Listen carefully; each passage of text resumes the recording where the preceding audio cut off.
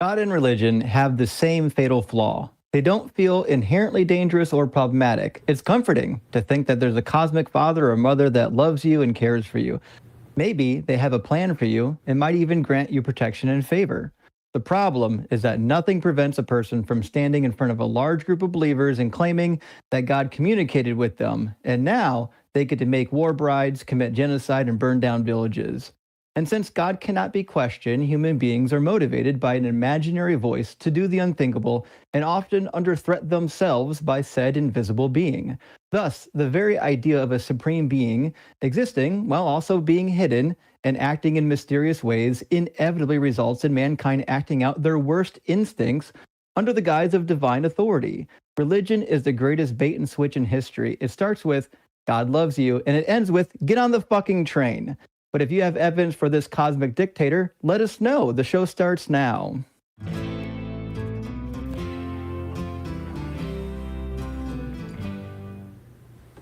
Welcome in, friends. It's April 12th, 2026. I am happy to be with y'all and happy to be with my co-host JMike today. How you doing, buddy? I'm doing great. I'm looking extra vampire-y today. I'm looking like a Skyrim mod with like the bloom thrown on because of my weird lighting that I did. I give the producers like probably the hardest time in the world with everything. So everybody in the chat, give them love because I only make things difficult for them. I promise. It's a whole vibe though. Yeah. It works. It's not them. It's the vampire's skin. It just like comes off. So I completely understand. But then again, we were talking earlier about philosophy and wizardry. Do you find that having at least a little bit of a wizard's beard helps with philosophy? It does, and like I like professional wrestling gimmicks.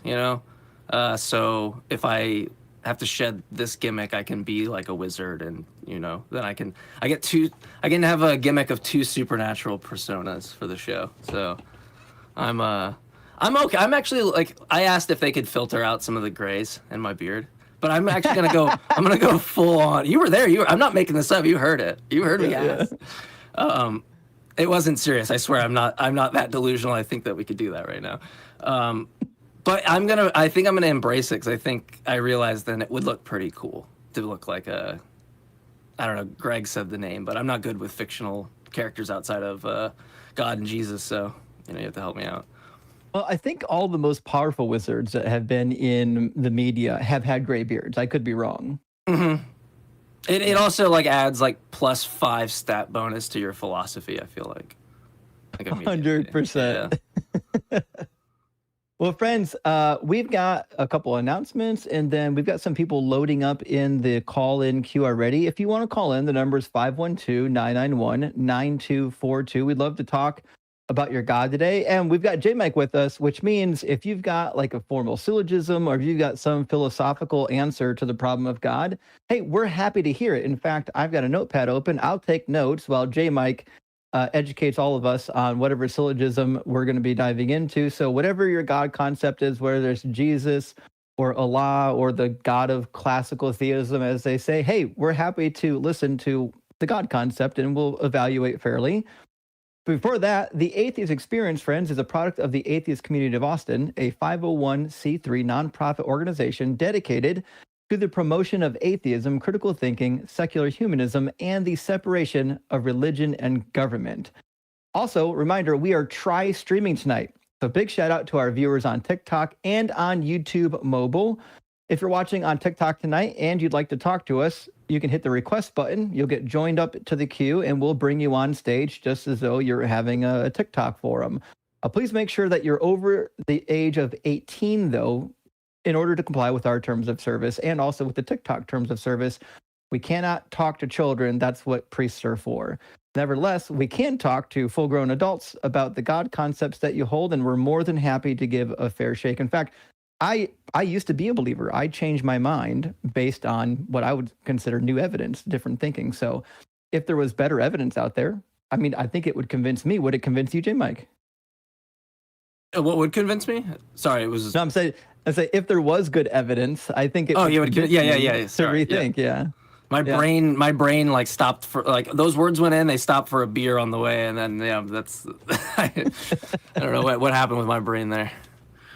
That's right. Well, listen, we've got a theist online already. Steve calling in from Ohio, go dog pound, and wants to discuss the Noahide laws.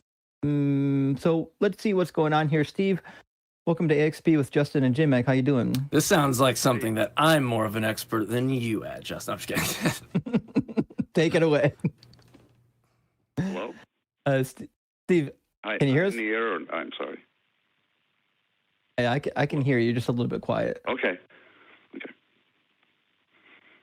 So, Steve, first of all, what God do you follow? What God do I follow? I'm a Christian. So, Sure. All right. the God and Jesus and the Holy Spirit. So I would say the Trinity all in one. Sure. Fantastic. And did you want to present an argument for God, or did you just have a question about the Noahide laws? Yeah, it's I heard about it about 2 weeks ago. I heard that they were possibly coming back, and I was surprised. And when I heard about it, it sounded just like the mark of the beast. It really did. Part of the laws, and it was part of it, anyways. But some laws come along with this. So yeah, I didn't know I was going to be talking about it today, but we'll go ahead and do this. It'll be fine. You didn't know that you were going to be talking about the Noahide laws? Well, what do you want to know? No, I was calling you guys up. I was asking about something else, and I said, well, I was kind of curious about the subject anyway, so here I am. But yeah, I hear the Noahide laws. You guys might know more about it than I do. I'm sure you do. But I know a little bit. And I guess back in Reagan and Bush's day, George H. Bush, they signed something into law. They did something back there, and anyways, it's going to be implemented, part of a reset, is from what I hear. Sure, but we're talking about Noah. Did you want to talk about the Noahide laws? Yes, I do. Noahide laws. Sure. What's your question? Actually, well, the question is, have you heard about them? Yeah, it's basically 7 different laws that are essentially supposed to be pre-Mosaic, even though they do come up into Mosaic laws. So there's like, you can't commit adultery, blasphemy, murder, and then sexual immorality, idols. although that one Don't forget the idols. No idols. That's the big problem. No idols. I said that like the first or second one. Oh, I didn't hear also, that. Okay. Also, theft, and then also the 6th or 7th one is usually not to eat the blood of a living animal, but there's different variants of that. Mm-hmm. I've unfortunately cursed God this week, so I guess I'm kind of screwed. The 7th one is kind of generic. It's basically that you just need to enact justice, but that's so vague in the text. It's hard to say if that's really should be considered a law. Real vague. I mean, they do say quite a bit about it, actually. I mean, the Noahide laws, when they put them in, one thing that caught my eye is just one of many is you're not supposed to have idols, and they consider Jesus an idol. So if you do that, you can get beheaded, I hear. Absolutely. If you break that law.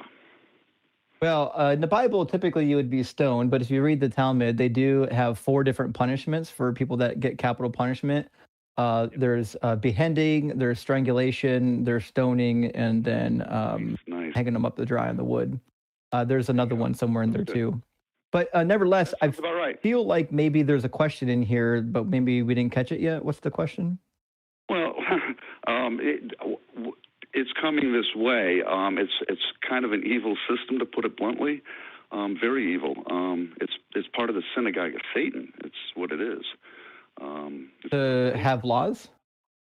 What's that? No. I don't mind laws. There's 10 commandments. That's what I go by. Not 7 laws. I go by 10. So I honor that. Okay. Though I can't do them perfectly. So you know that Jesus part of the 10 commandments cross over this, right? Like not committing murder, not doing theft. Yeah, that's in the 10 commandments anyway. So idolatry. So what's wrong with these Noahide laws?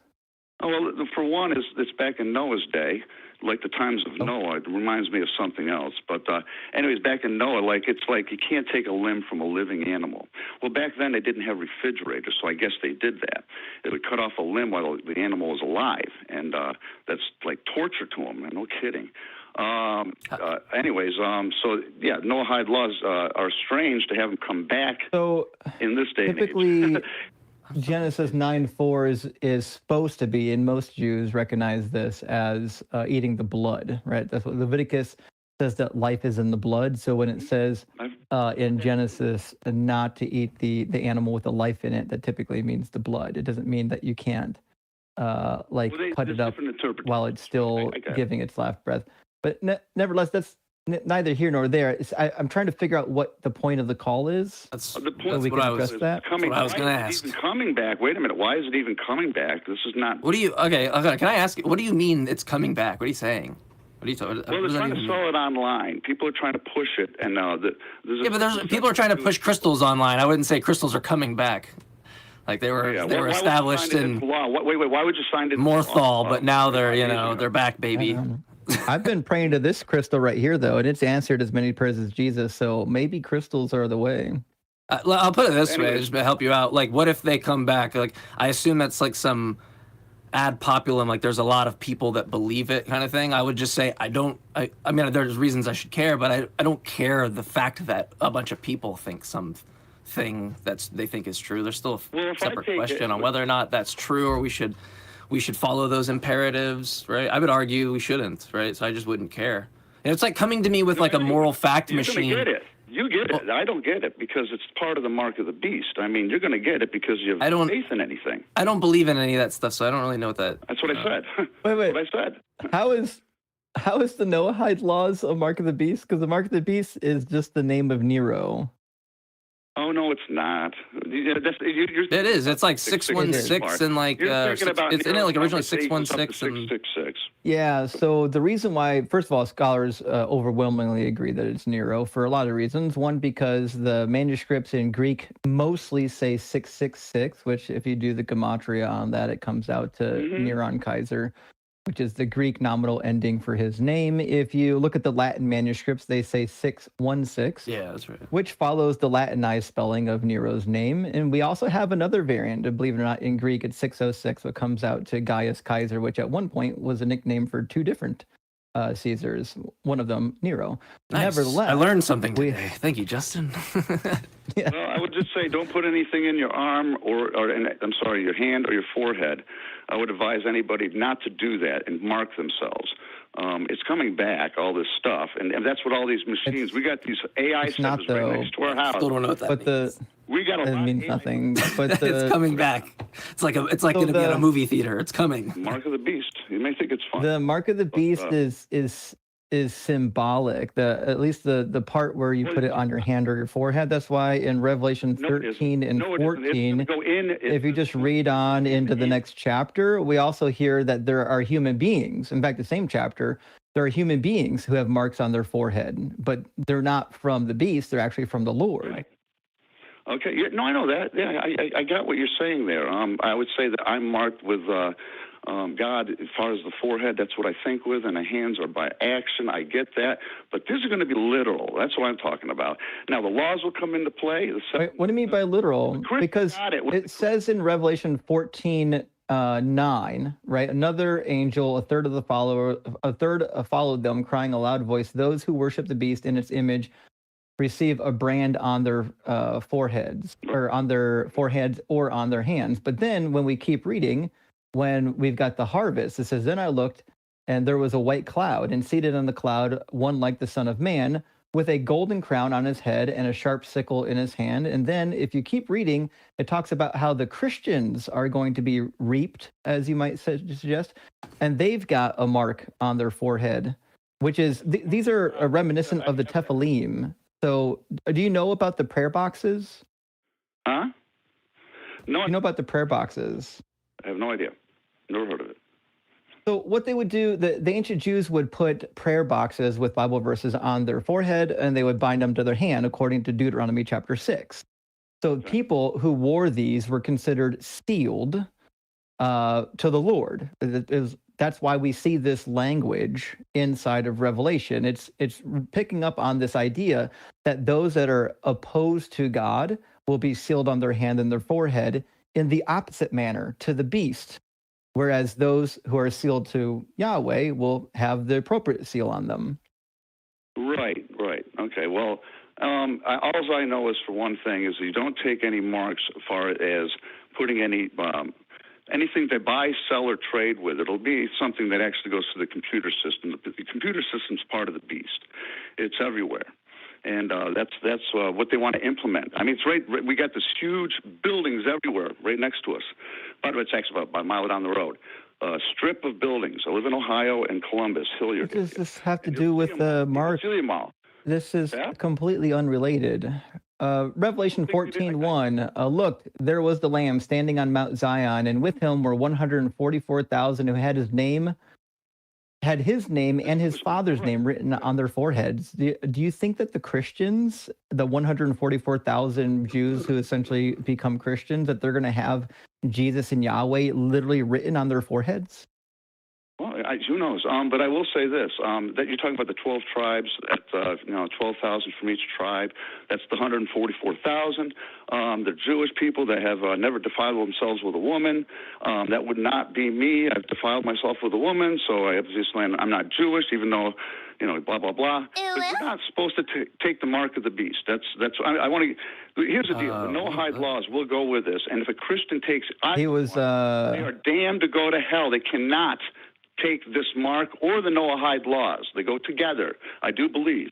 Sure. And if you do take... but the Noahide laws aren't related to the mark of the beast. The mark of the beast is about Nero, and the Noahide laws are just laws that existed prior to the laws of Moses. So the reason why Noahide laws are making a comeback is because there's a lot of Christians that are deconverting from Christianity and going to Judaism because they're recognizing that Christianity is not a logical extension of the Hebrew religion. So, and I agree with them. I think the Jews were right to have Jesus murdered in the way that they did because he committed laws against their own religion that were worthy of capital punishment. So a lot of Christians are saying, hey, maybe this Jesus thing didn't work out, but the God of the Hebrew Bible is still real. So what do I need to do to be part of that religion? Well, they don't have to follow the 614 laws given to Moses because that's a specific covenant with a specific people. So most Jews, when you have a goyim or a goy convert to the religion, they'll say follow the 7 Noahide laws, the pre-Mosaic laws, rather than trying to stick to the 614 laws. So that's why it's making a comeback. I say something, the 7, that's like titles. There's at least 100 laws that come along with that. You got to mention that. You forgot to mention that. That those are more or less titles for, and then you have to get into depth. And they say there's like 100 of them. And I've heard that over and over. So you might want to tell your audience that much, that there's 100 laws that come with it. And blasphemy, don't do that now. What 100 laws that come with blasphemy? What? The Noahide laws. Those are like... There's 7 Noahide laws, and Christians have laws too. I don't know if you knew that. No. Yeah, I know Christians have, but we don't force them on people, for one. And the thing is... Well, no one said that they're being forced on anyone. Oh, well, they will be. They will be. Well, they won't be. Why would they be forced on anyone? Because they will wait for some type of tragedy to happen, which could happen at any moment. Who is? To attack. Who's forcing it? Well, it'll be the government. Who's forcing? Which government? Which government is going to be forcing people to follow the 7 Noahide laws? Well, they signed them in back in. You can help me out with it. Was it George H. Bush or Reagan? I'm just trying to get your answer. Which individuals, which people, which government are going to be forcing people to follow the Noahide laws? All right. Our government will force these people, I would imagine, because they're the ones that signed it into law. So I'd imagine they would. Signed what into law? I think guessing was the most honest word you've said today. Noahide law. All right. The Noahide laws, can you trace them back to, George H. Bush, who signed whatever it was? Could you have it in front of you? I don't have this stuff. George H. Bush did not sign any Noahide laws into legislation. They put it not. Now you're playing games. You didn't see it. It's right after no child left behind. They threw it right at the bottom. Okay. We saw how well that policy worked out. Yeah, right. Yeah. You guys already said you think it's a good idea that Christians can't get it for one. If they do, they cannot. You get what? What are we talking about? The Noahide laws under idols, they are not allowed to worship Jesus. Okay, they consider that. Well, I thought you were a Christian. Believe in the Trinity. They will kill you if you. I don't think he knows what he is. No. Okay. Anyway, Steve, are you a Christian? Of course I am. Oh. Sure. Okay. Do you know that some of the Noahide laws are specifically given to non-Jewish Christians to follow in the book of Acts? I don't know what that was about. If you're talking about something, no, I have no idea. I heard somebody mention something yesterday, but I didn't look into anything. I did hear something there. Go ahead. You can. Acts 15. There are 4 laws that are given to the Gentiles converting to this messianic religion, and they don't want to make them follow all the laws of Moses, so they send a letter. And that letter has 4 different laws that they need to abide by. So the 4 laws are as follows. In fact, I'll read you the letter. It says, therefore, I have reached the decision that we should not trouble those Gentiles who are turned into God, but we should write to them to abstain from things polluted by idols, from sexual immorality, and from whatever has been strangled, and also from blood, which is why people like Christians who want to follow some kind of laws from the Hebrew Bible would point to these, or even people deconverting from Christianity would point to these, because these are laws that were very serious to the Jewish people that you don't have to be part of the covenant to follow. Well, I got 10 commandments, not 7 laws, and I follow those, and they conflict with the other 7. So the 10 commandments are part of the Mosaic law, Steve. That's what I'm trying to tell you. If you're not part of that covenant, if you're not part of the Jewish people, you're not technically required, at least according to the Jews, you're not technically required to follow all these laws. What that means is that if we're going to apply some of God's laws, we would apply the pre-Mosaic laws, the laws that God lays out for humans who are not Jewish or not Hebrew. Okay. Well, just nobody. They're saying, other people that know a lot more about this than I do. They say online not to take it. I believe them, not to take it because, and the Jews say you cannot. They've said it. If you take this, if you're a Christian, you'll get beheaded if you believe in the Trinity. The Jews have not said that. We believe it's the same. What's that? The Jews do not say that. They can look this up themselves. You're not telling the truth. Oh, I'm a liar now. You call me. Thank you. Yes, I'm calling you a liar. Yeah. Okay. I called up to you before on about Daniel chapter 8, and you guys called me a liar there, saying that. Maybe you're the common denominator here. Like, no, I've called you before. You did the same thing every time, and then you're wrong. Do you think that we just say you're a liar because we think that's like a card in our back pocket to use, or do you think that he has? But like honestly, just answer me honestly. Do you think like Justin has this like card in his back pocket, like called the like charge him with lying card, and he just pulls it out and uses it, or like, do you think there was a reason why he thinks you might be lying about this? Just answer me. Do you think that he has a reason or no reason? I don't know. He has no faith, I can tell you. Maybe you should ask him why he thinks that you're lying. You could probably explain why he thinks you're being deceptive. I'm being deceptive, you said? I'm saying if you inquired on why Justin called you a liar, you could ask what reason you would have. You guys did this last time. You called me a liar last time. You're calling me this time. Well, maybe inquire like the reasons why we think you're a liar, and then you'd understand. But just like blanket statement saying like that's just what you do or something like he has no reasons kind of insulting. Like Justin presumably has a reason on why he thinks you've lied on both occasions. So you should just ask about that rather than just going, nah, don't listen. Like that's what you did. You literally were just like a child. I'll have to live with that, I guess. We're about to get hit by... Yeah, it's you. It's your life, not me. It's you being a child doesn't affect me. It affects you. So you should probably look into that. We're getting a hit. I'm telling you right now, Iran is going to put one together. I've talked about this many years ago with you, and you hung up on me, and you said I was crazy back then, and I talked about we're going to go to war. I said we're going to go to war with Iran. 6 years ago, I called you, and Trump was going to be king, and you guys laughed, and I said, wait a minute, and you guys laughed.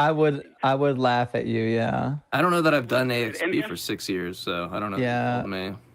Iran doesn't show up in the book of Daniel. In fact, it doesn't show up anywhere in like the prophecies. So the book of Daniel ends with the final kingdom being the Macedonians, and they're supposed to get wiped out by God's kingdom. So talking about we're going to get hit. It says it so in Daniel chapter 8, verse 8.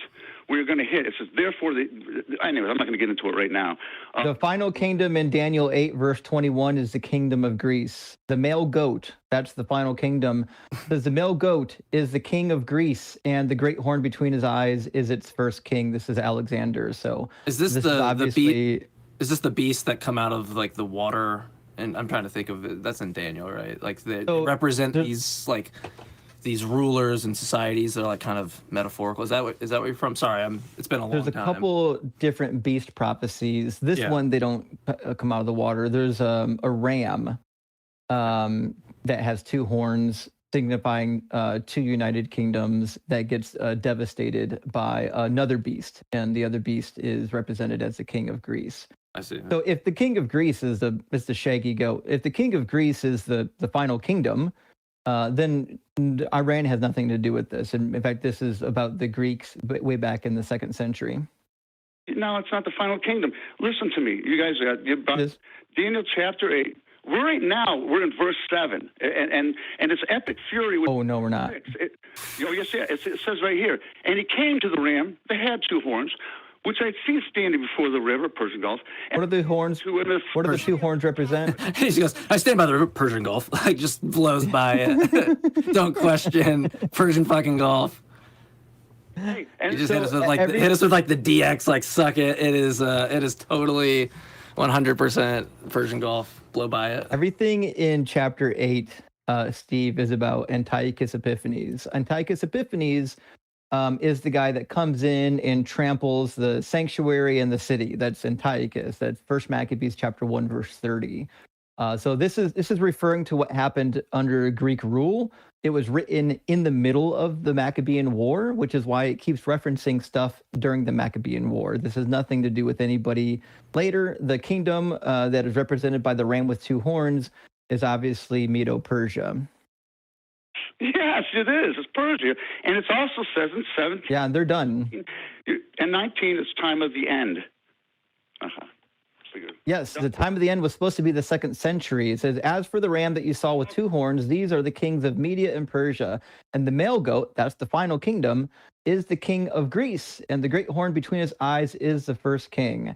And for the horn that was broken, in place of which 4 others arose. Well, that's the division of 4 of the kingdom of Greece after the death of Alexander. 4 kingdoms shall arise from his nation, but not with its power. This is clearly talking about what happened to the Greeks.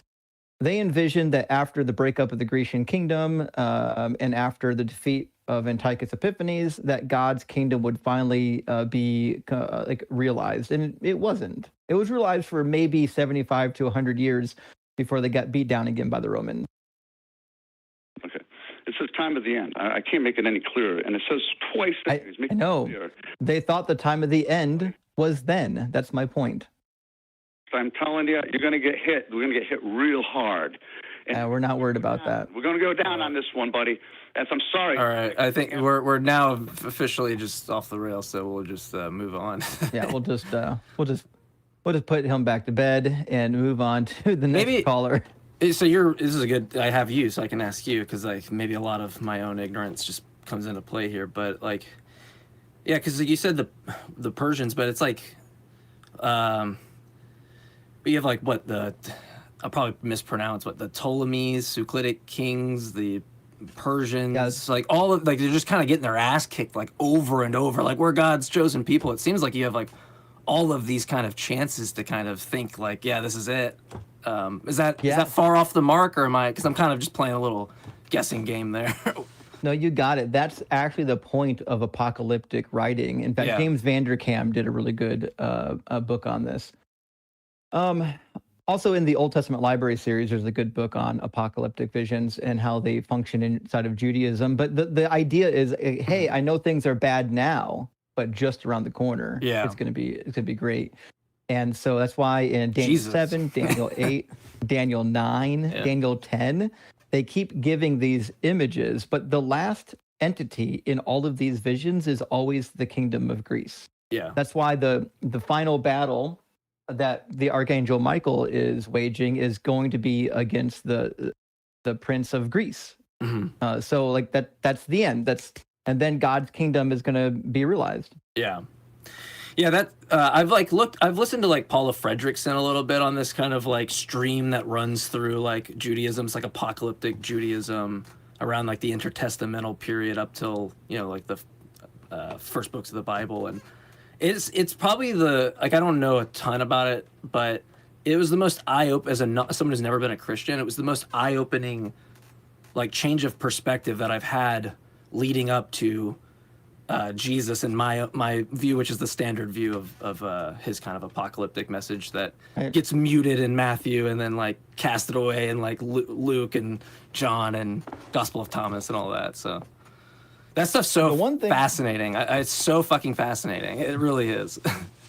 It really is fun literature. And the reason why you can just know that it's not about Jesus for a lot of reasons, other than that it's talking about the 2nd century, is the one who is like the Son of Man. They think that's Jesus. It's clearly Michael the Archangel. I was going to ask you that because every time I talk to someone, I think, was it Daniel 12? What is that?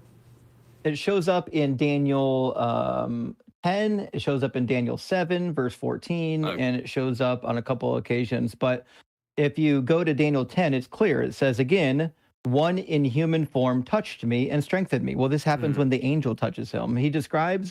The author of this book describes these archangels as being like the Son of Man and then also like the Son of God. There's some kind of an in-between. And so in Daniel 4, when you hear about the fiery furnace, that individual is referred to as one like the Son of God and also an angel. So we know the angel for sure is directly identified with someone who looks or is like God and is directly identified as someone who looks or is similar to a human, which is why in Daniel 7, when we hear one like the Son of Man, we're like, oh, well, it's just another fucking archangel. But that's it. It's not Jesus. Yeah. Yeah, I think I've heard like Tabor or someone talk about the Michael stuff, but it's like, is it James Tabor? I'm trying to think of it. Yeah. James Tabor might mention a little bit, but John J. Collins for sure. Okay, maybe that's it. I remember like it sucks because you talk about a lot of stuff and I'm like, I vaguely remember like listening stuff. I wish I would have retained information and then been able to impress you, but yeah, whatever. But I remember the Bible stuff like you remember the philosophy stuff. It's I would trade it tomorrow. Some genie comes like, you could trade all this wizardry metaphysical stuff for like stuff that like probably actually happened in history or probably didn't happen in history, and you have a decent guide at figuring out those things with I'd 100% make the trade. It'd be like get up there like an NFL draft and like, the JMikes have issued a trade. Well, you get to flex your brain muscle now because I'm going to bring in Atheist Jason, also from Ohio. Apparently, Ohio's the place to be today. Wants to ask the host, is a mind-dependent universe more reasonable than a mind-dependent one? Well, welcome in, Jason. You're on AXP with Justin and JMike. How you doing? Good. How are you? Doing well. Thanks for asking. Doing all right. I'm really hungry, so I could have a full belly if I'm being honest. But. Jason, I think it's a fun question that you come up with, but I'm going to punt this over to JMike. I think this is kind of his area of expertise. So if you want, you can kind of rephrase or build out your question a little bit before we interact with it.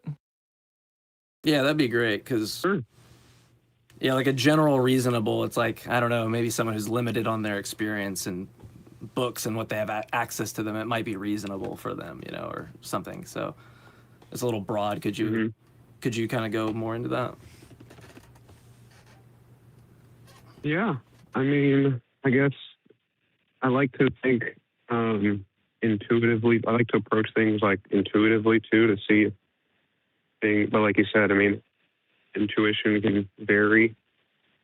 Yeah. But yeah, like I had gone through like a hard time when like few years ago, maybe like 2 years ago, 3, I forget.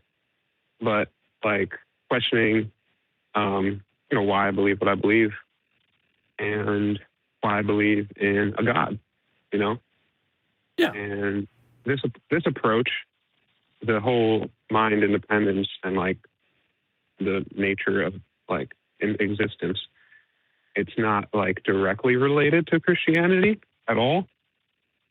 It's but I believe like general kind of fundamental mind kind of idea. Yeah. Yeah. I mean, that's I've fine. always, yeah. Yeah, no, that's fine. But I guess I want to ask you, because I think I know what you mean, but maybe we should unpack it for anyone that doesn't hear the kind of stance independent, mind independent talk. I mean, it's pretty, I guess, easy to figure out. But so your view, you think that it is more reasonable to think that the universe is mind dependent, like it depends on a mind in the sense that like it's within the mind, or it just depends on like some antecedent event, like God, fundamental mind creating the universe? Because I feel like you could interpret that two different ways. Yeah. Yeah. I mean, I guess that's where I take it. I haven't been down like the roads of like. Sorry, for clarity, which one? That God's responsible, the mind's like, responsible, or that it's within the mind of God? Like there's because you have like maybe panpsychism or Yeah. like maybe pantheism, which I hardly know anything about those concepts, or Buddhism or something. Well, it sounds like I would say that there's.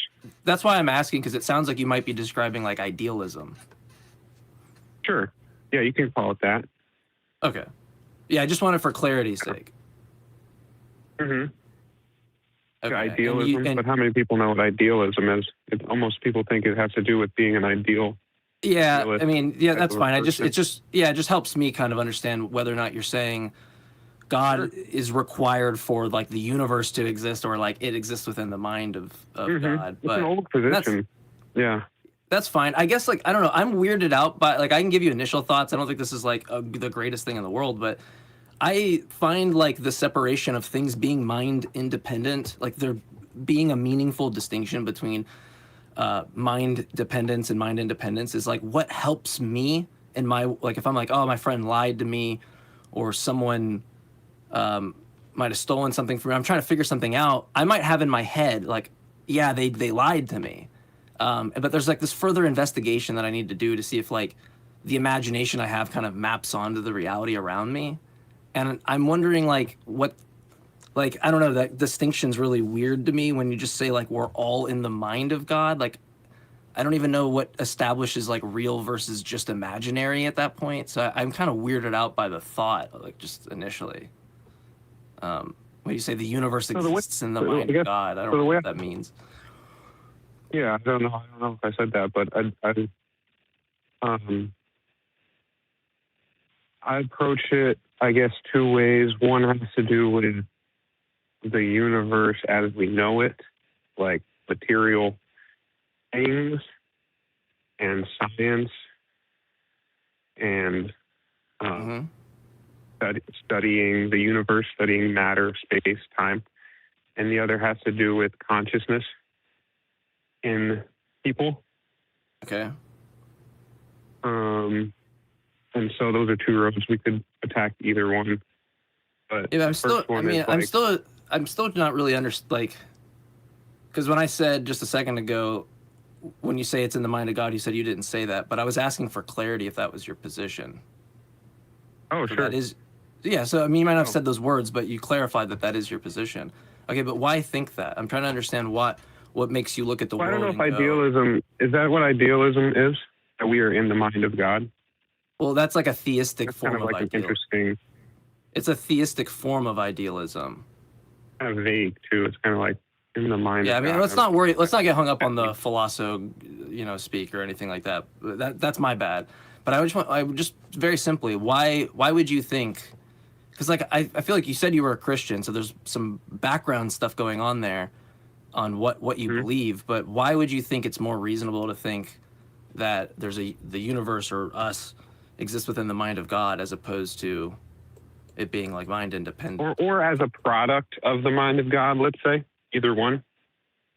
That was what I asked. God. That's what I asked from the outset for the clarity between those two. They're two different. Like those are two different dialogue trees for me to go off of, right? Well, I guess.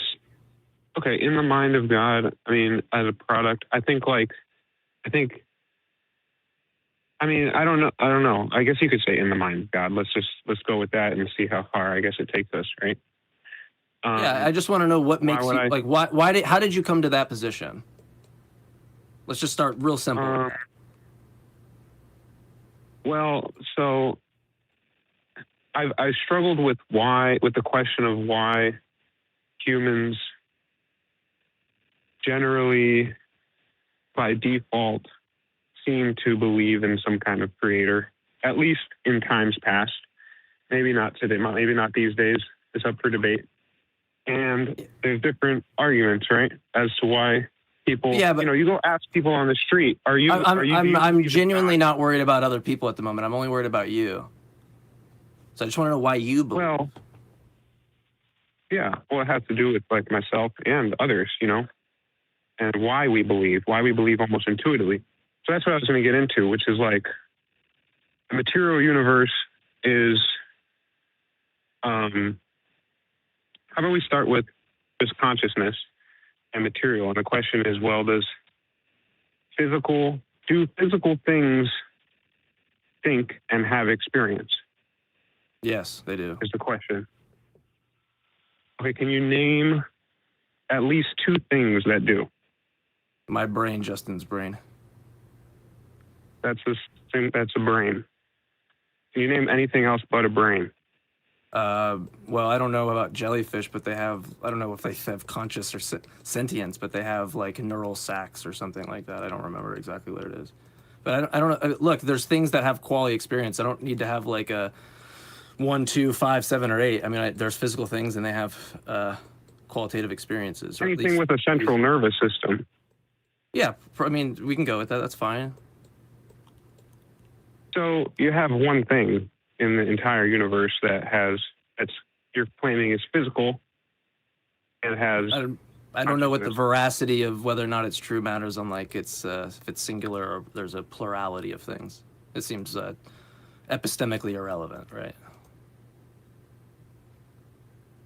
Well, I just think that. You think that if You there's only have if you think there's only the central nervous system that can experience consciousness, that somehow should make a physicalist like shaking their boots, because they would just laugh. They would just go, "I don't care." They would just go, "That's an insane like qualification that you have for truth," right? Well, If there was like two things, like a schmenschel schmervis system, then we'd be talking now, right? Like that's kind of what you're saying. I mean, okay, let's say like. And by the way, on your view, you only have one thing, God, and everything's in the mind of it. So I don't really think you want to make that claim, right? It just seems like self-defeating. So we know like matter or physical things are subject to gravity. And what material things can you hold? I can list like thousands. But I'm failing to see where we're going with this. I'm not trying to be rude, but I've yet to gather any insight on why you believe that the universe is mind dependent on God. I have no insight on. I genuinely don't have I couldn't even, if I tried my hardest to apply a principle of charity, figure out what the reason might be. I've just heard like some people and. Well, that's one reason. Physical stuff only has one thing that has consciousness. It's one reason to lean in that way. If you can only name one thing in the entire universe that does, a good reason to question it, I think. No, I don't think so. Like you say because there's a specific. No, because look. Just the central nervous system has a property of matter that no other system, material system has. You could make the same argument with like computers and display screens. Look, there's only like a couple of these things that display images, or like you could do this with anything, and I don't see how it seems like a total waste of time to focus on the number of things in the universe that could amount to consciousness. You just look, if I have a view, let me just tell you, I have a view. You need some type of physical substrate to have consciousness. That substrate happens to be a central nervous system and axons and neurons and these kind of things, right? This collective kind of package of things, and you get consciousness with that. What's the problem?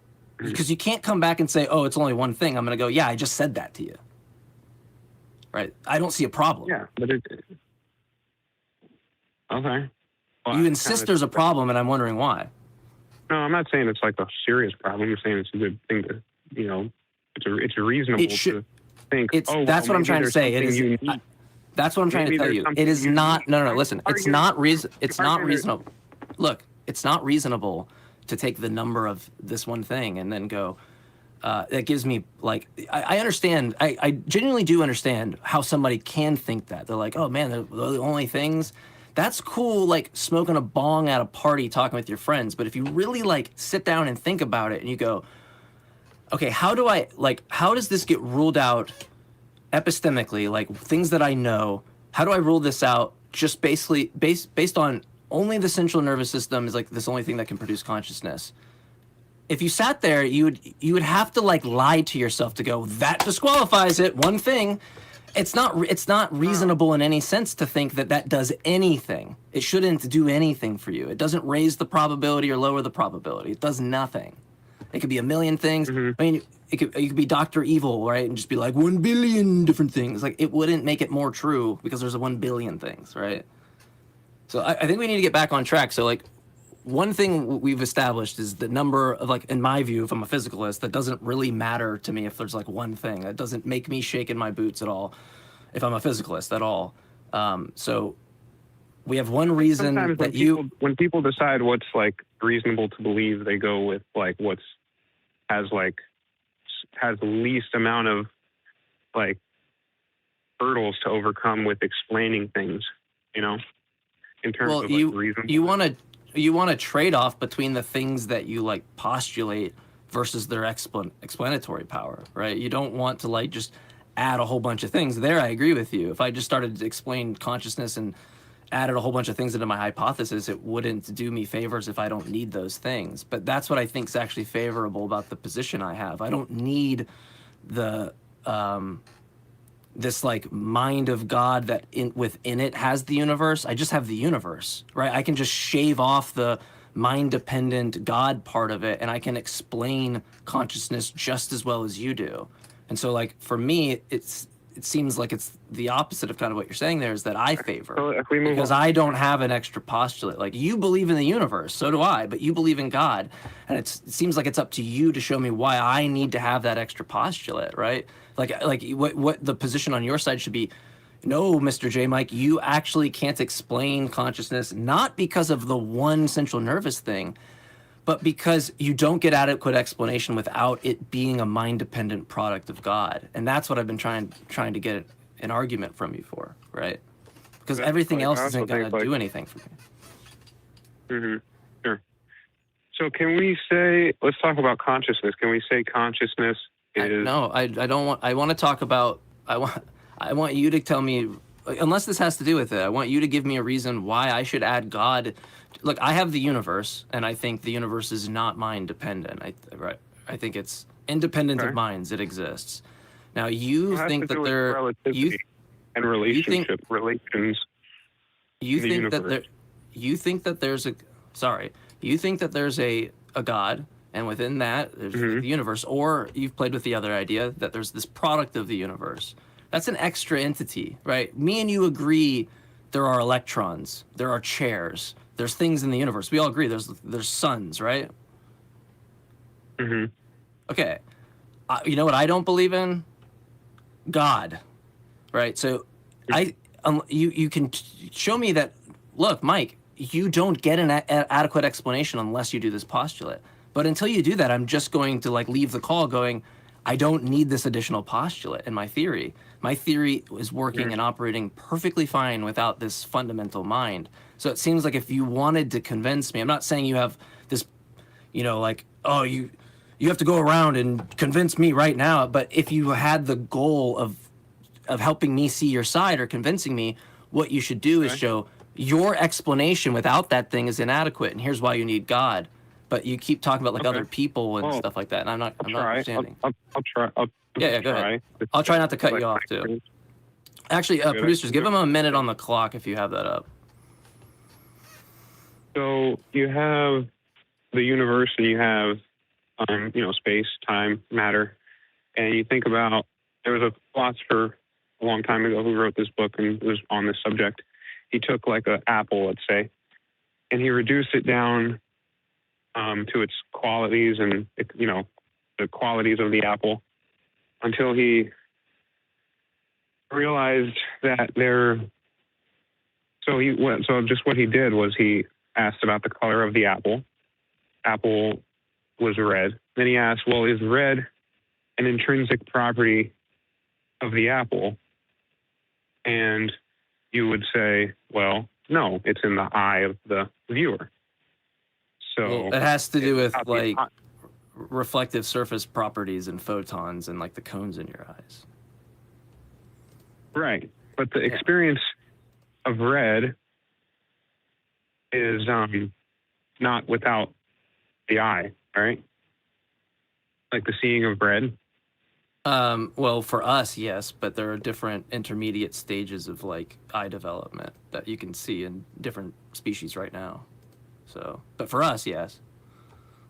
Yeah, but that redness is not like intrinsic. That redness we ascribe to like an apple is not part of the apple. No, it's a collection of the photo. It's the collection of the reflective surface properties, right? It's a in conjunction with the photons hitting that surface and are bouncing back to our eyes, right? There's a big, yeah. It's not like none of that's mind dependent or dependent solely on me. The experience of the redness. Yeah, if there were no photons and reflective there was surface no one properties, to look at the apple, there would be no redness for me to observe, right? Yeah, if no one was looking at the apple wouldn't have a color, right? Sure. I don't really know where we're going. Like, if you're going into Mary's room or something like that, we can talk about that. But that seems like we're shifting. Because I don't know that this is about physicalism. Okay, I don't know that this is about physicalism or idealism. This is just like whether or not you can show me that there's a mind independent, there's a universe. Well, I'm showing you that the universe is built on like things to be experienced by a mind.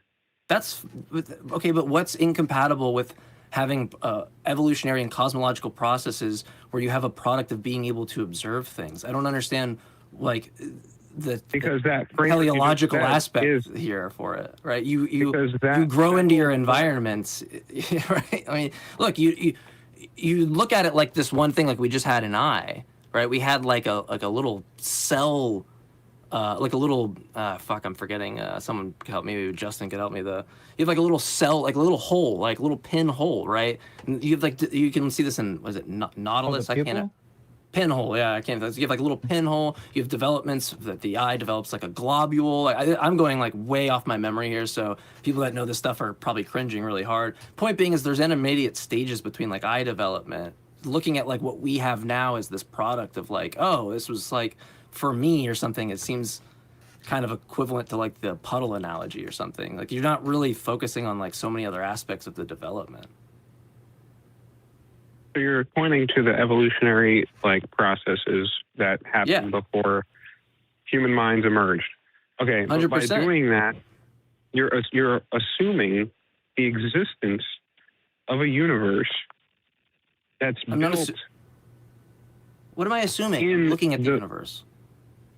The existence of a universe that is completely without any mind whatsoever. I'm saying that mind is God. I understand that's your position. I've come to a position that such a being doesn't exist because look, when I look at the views and I compare those views, I can explain the same data without extra postulates. I'm going to do that every time. With anything in my life. If I don't need that extra thing in my hypothesis, I'm going to shave it off. It's not needed. It's an idle wheel in your explanatory housing. Why would I use it, right? It's like having a chair you don't use. What the fuck would you have it?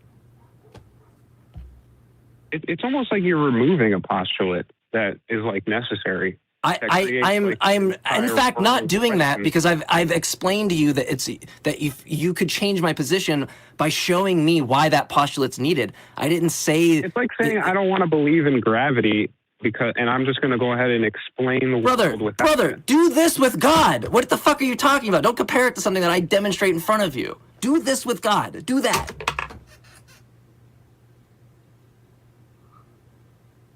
What are you talking about comparing it to gravity? They're not the same thing. It's not analogous at all. If you want an analogy, you need a common property between the two things you're comparing. There's no common property there. I can demonstrate that thing to you. I'm saying that the fundamental mind, I'll call it God, should never have been removed in the first place.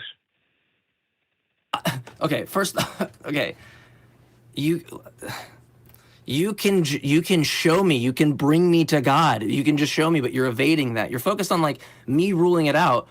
No, I talk with a lot of people about this. I've had a lot of conversations weighing out the different worldviews. It's a comparative method that I opt to use. I do this all the time. If you go back in the archive of the show, you'll go, Mike, shut the fuck up about this comparative methodology that you use. You will literally say that. I say it too much, right? So I've gone through this process. In fact, I was a non-naturalist. I was a dualist. I believed that there was a non-physical component of the mind. Guess why I don't believe that anymore? Because I compared it with this view and I realized that this has less postulates and I explain the data just as well. So I don't need to believe in something that I have no reason to believe, right? There's no reason for me to believe it. I shave it off. So you don't know my history on why I believe the things I believe. So let's just leave that off the table and let's put what should be on the table, which is you convincing me. And then I want to get this back to Justin because I feel like I'm going over time that Justin should be chiming in. I know we kind of split up the last two calls, but I'm not getting any reasons out of you. You sound like a really cool guy, but you're not giving me a single reason. The last thing you told me was, I don't think you should rule it out. Okay, show me. Well, I think, okay. I don't think you should rule it out because the universe would take because there's these relationships that make up the entire universe. And what? To claim, like space. Space is relationships, right? If I say this house is in Ohio, right? Yeah. That means it's in a location and not in Georgia. It's in Ohio. Yep, that's where I'm at. Assume a relationship. I can confirm that. Georgia? I'm in Georgia. I can confirm that. Right. So there's a relationship between, like, the distance between you and I. And that's not the only thing that has relationships. There's like size. So if I like a simple one that you take like a tree, right? A tree, you say, wow, that's a big tree, right? That only means it's big in relation to smaller trees, right? Or maybe it's big in relation to your body. It's much taller than you. Yeah, I look, no I don't think thing there's as saying like it stands there's no such thing as saying this is a big tree in an absolute sense. There's no such thing as bigness, unless you related it to something smaller. But you find that type of, this type of stuff. Okay, cool. I'm glad. I literally use this argument. I use this same talking point idea when I talk to people about morality and not understanding what it means for something to be like a mind independent obligation. It just sounds like saying bigger without anything like that's built into it, like relation, comparative analysis between something else. I get that. But okay, so we're both on board. You can compare things and go, that's bigger. Cool. It makes no sense to say Mike is taller, but there's no taller than. We agree there, right? There needs to be a taller than or a bigger than. We get that. How is that? Now get me to God from there, because I'm not seeing where we're going. So you find that with everything, right? You find that with distance. You might say, wow, that's really far. Far from what? Far from you, right? Or it's really close. Close to what? Close to you. Or you can even apply it to the texture of matter and material. You could say, wow, this apple is really hard. If you drive these are all things we can do. 100%. Yeah, these are things we can do. What now? We gotta. We're running a show. We need like more meat on it. Like it's kind of like me being like, there's a water bottle and there's a microphone. It's like those are things.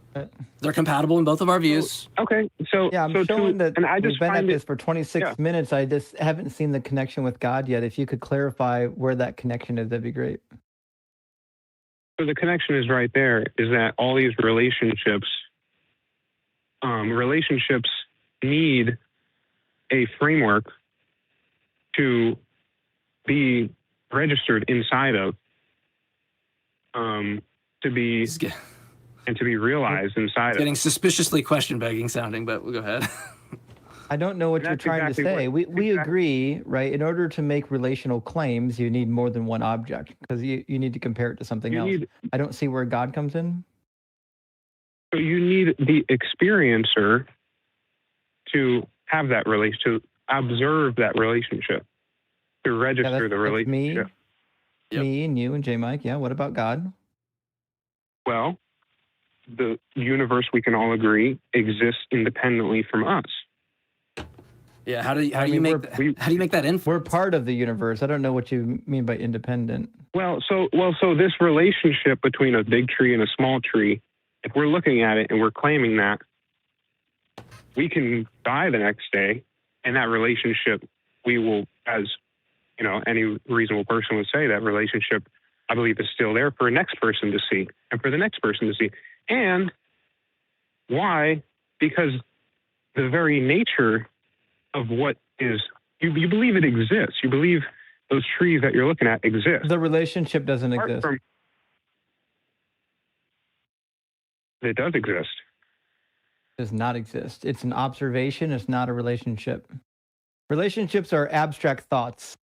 They're just us saying, hey, this thing slightly different from that thing, but that relationship doesn't have ontology. It's not a thing Yeah, that you- exists.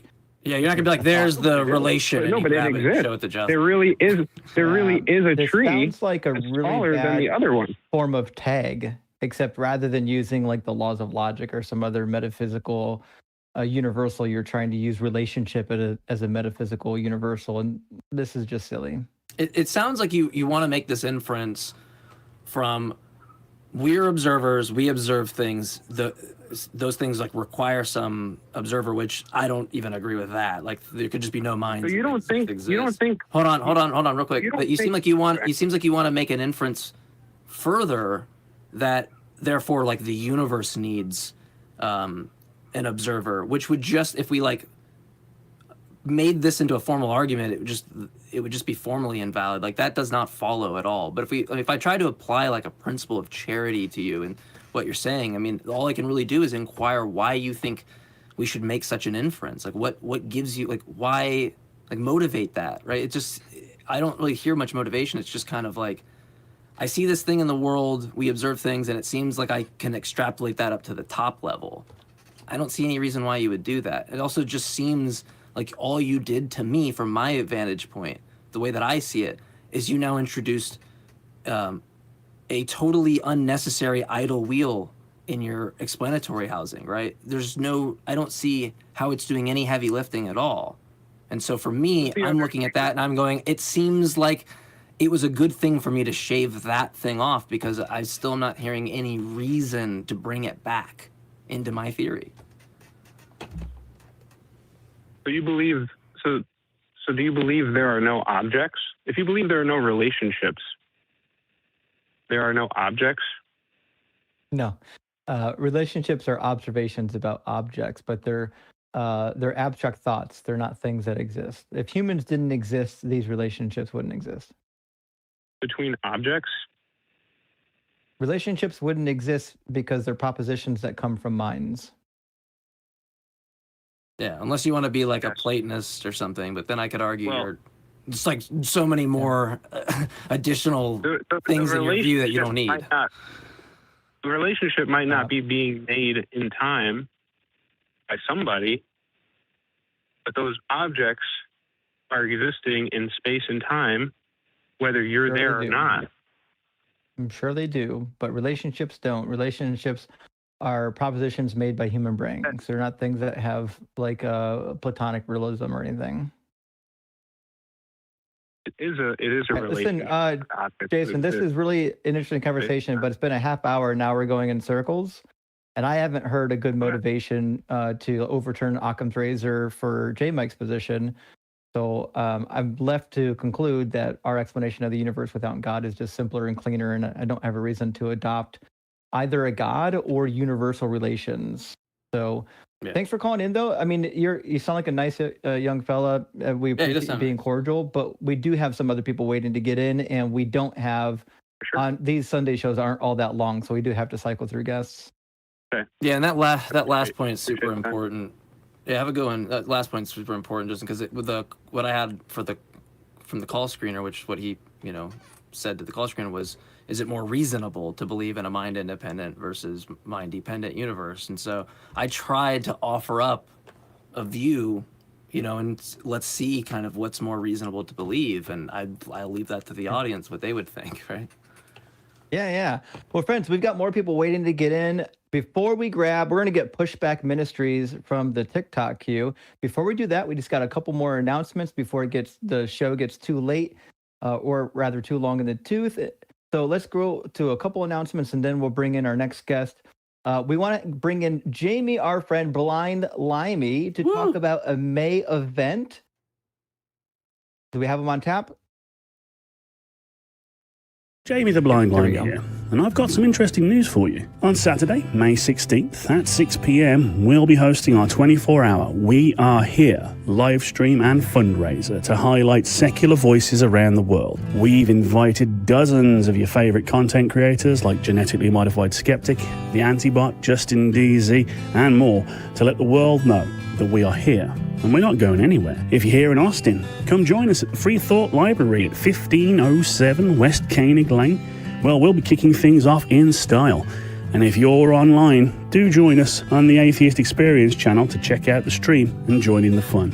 So join us from wherever you are in the world, and together we can dedicate ourselves to secular humanist values wherever we are. Thank you, Jamie. And also, we want to send a thank you for putting the show together to our casting crew. Every week, we have people putting the show together, operators, audio operators, note takers, call screeners, chat moderators, and video personnel that make this show possible. JMike and I have the fun task of just getting up here and getting to talk, which is our favorite thing. But a lot of people help to make this show go well. And if you want to volunteer or lend some expertise to the ACA, or even perhaps be a host, you can contact the ACA and contact the ACA at volunteer@atheist-community.org to get involved. I got to say it again because it's a long one. Volunteer@atheist-community.org.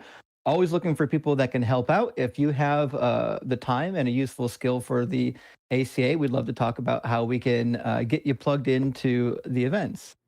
And now with that, we said we're going to bring up Pushback Ministries from our TikTok queue. So let me grab them and hopefully we'll get some debate. And there we go. To the Spina fam, I will be emailing you back about the fundraiser. So I will be there.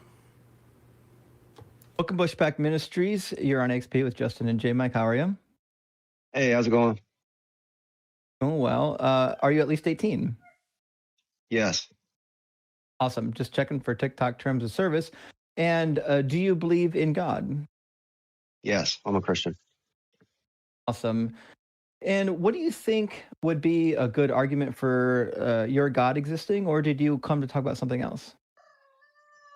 No, we can do that. I'm not a Phil bro, but I do believe if I could piggyback on the other callers, I think he was trying to get somewhere, but he was kind of like, going off a little bit. But I do think metaphysical concepts is a strong argument for the existence of God.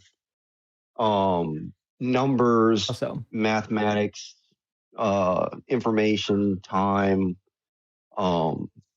things that are good. Mm-hmm. I agree that those are interesting. I don't think that numbers actually exist. I fall into nominalism. JMike, what are you classified as? I'm also a nominalist. I was a Platonist, though, so I've been a Platonist. I've argued Platonism. I have arguments for Platonism. I just don't think they work. So in order to move forward with some sort of transcendental argument, I guess you'd probably have to convince us that there are some transcendentals.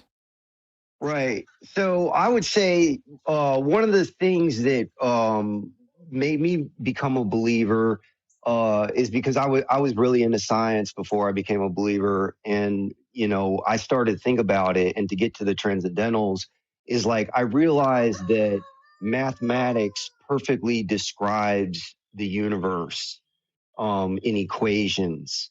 And I had to ask myself seriously if I think that everything came from blind, unconscious, random forces, then why would there be this background language that perfectly describes things like engineering and gravity and the speed of light, and they can be perfectly articulated, formulated, and then used practically, and that they're invariant, and that's when I started to become a believer, and I realized that the Christian worldview was the most coherent worldview.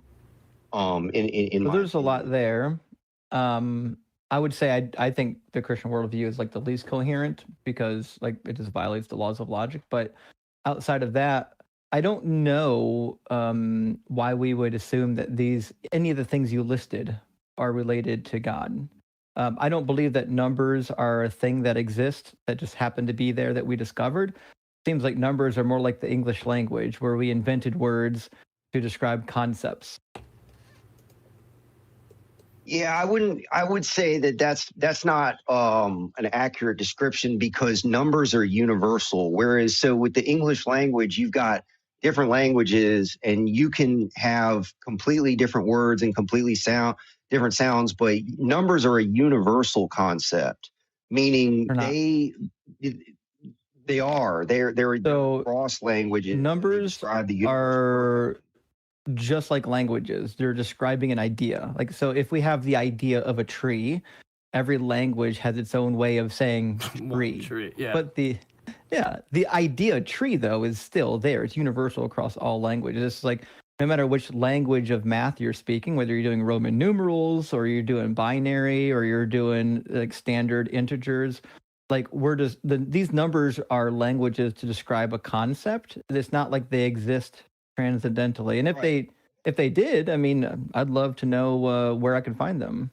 Yeah, no, absolutely. So we're looking at like the number, like when we write the symbol down for the number 7, or when I say the word 7 and then convey the thing to you that is 7, it's different when you need 7 protons and 7 neutrons to balance this particular substance. And that's always the case. It's not mind contingent. So you're speaking on mind contingent things, which are how we describe things. Yes, numbers are not mind contingent. Numbers are. Look, if you have like 7 acorns, you have what's there are the acorns. Like when we take brains and then just make descriptions about the acorns, like there's 7 or something. I think you're getting lost in this weird thought that like when there's 7 acorns, like there's something imbued with like 7 in the world when there's not, right? There's just like instances of this object, right? Right, but I'm getting down to the fundamentals of like how different chemicals and elements are balanced and created. Like you've got like uranium and I mean, look, I could be a Platonist and still not believe in God, right? I can think numbers are real and still not believe in God. So I don't really know if we should go down this for like a lengthy period of time, like, right? Because I was a Platonist in conjunction with being an atheist. I thought, propositions were mind-independent things, right? Right, so it's right. It's perfectly fine to have that belief, but I don't see what turns on it for theism. Right, and I'm not real good on all the philosophical terms, but I would just say that when it hit me, when I became a believer, I believed in God, and then I became a Christian because I felt led to Christianity being the most coherent worldview. But it hit me that there is an order in the universe, and because I used to be an atheist and a physicalist, and I believed in the Big Bang, and I believed in evolution. I drank that sort of Kool-Aid. And then I realized that how could you drank the Kool-Aid? How could it? Let me just. You mean you read the science and believed it? So you don't think that there was like a series of really epochs? Into like Sagan, and I mean I was into Bryson and Dawkins. I mean I was definitely I believed all that stuff. But now when I realize that like chemicals and chemistry and balance and strong and weak nuclear forces and all these things have a mathematical symmetry that is not explained well in a random physicalist universe that.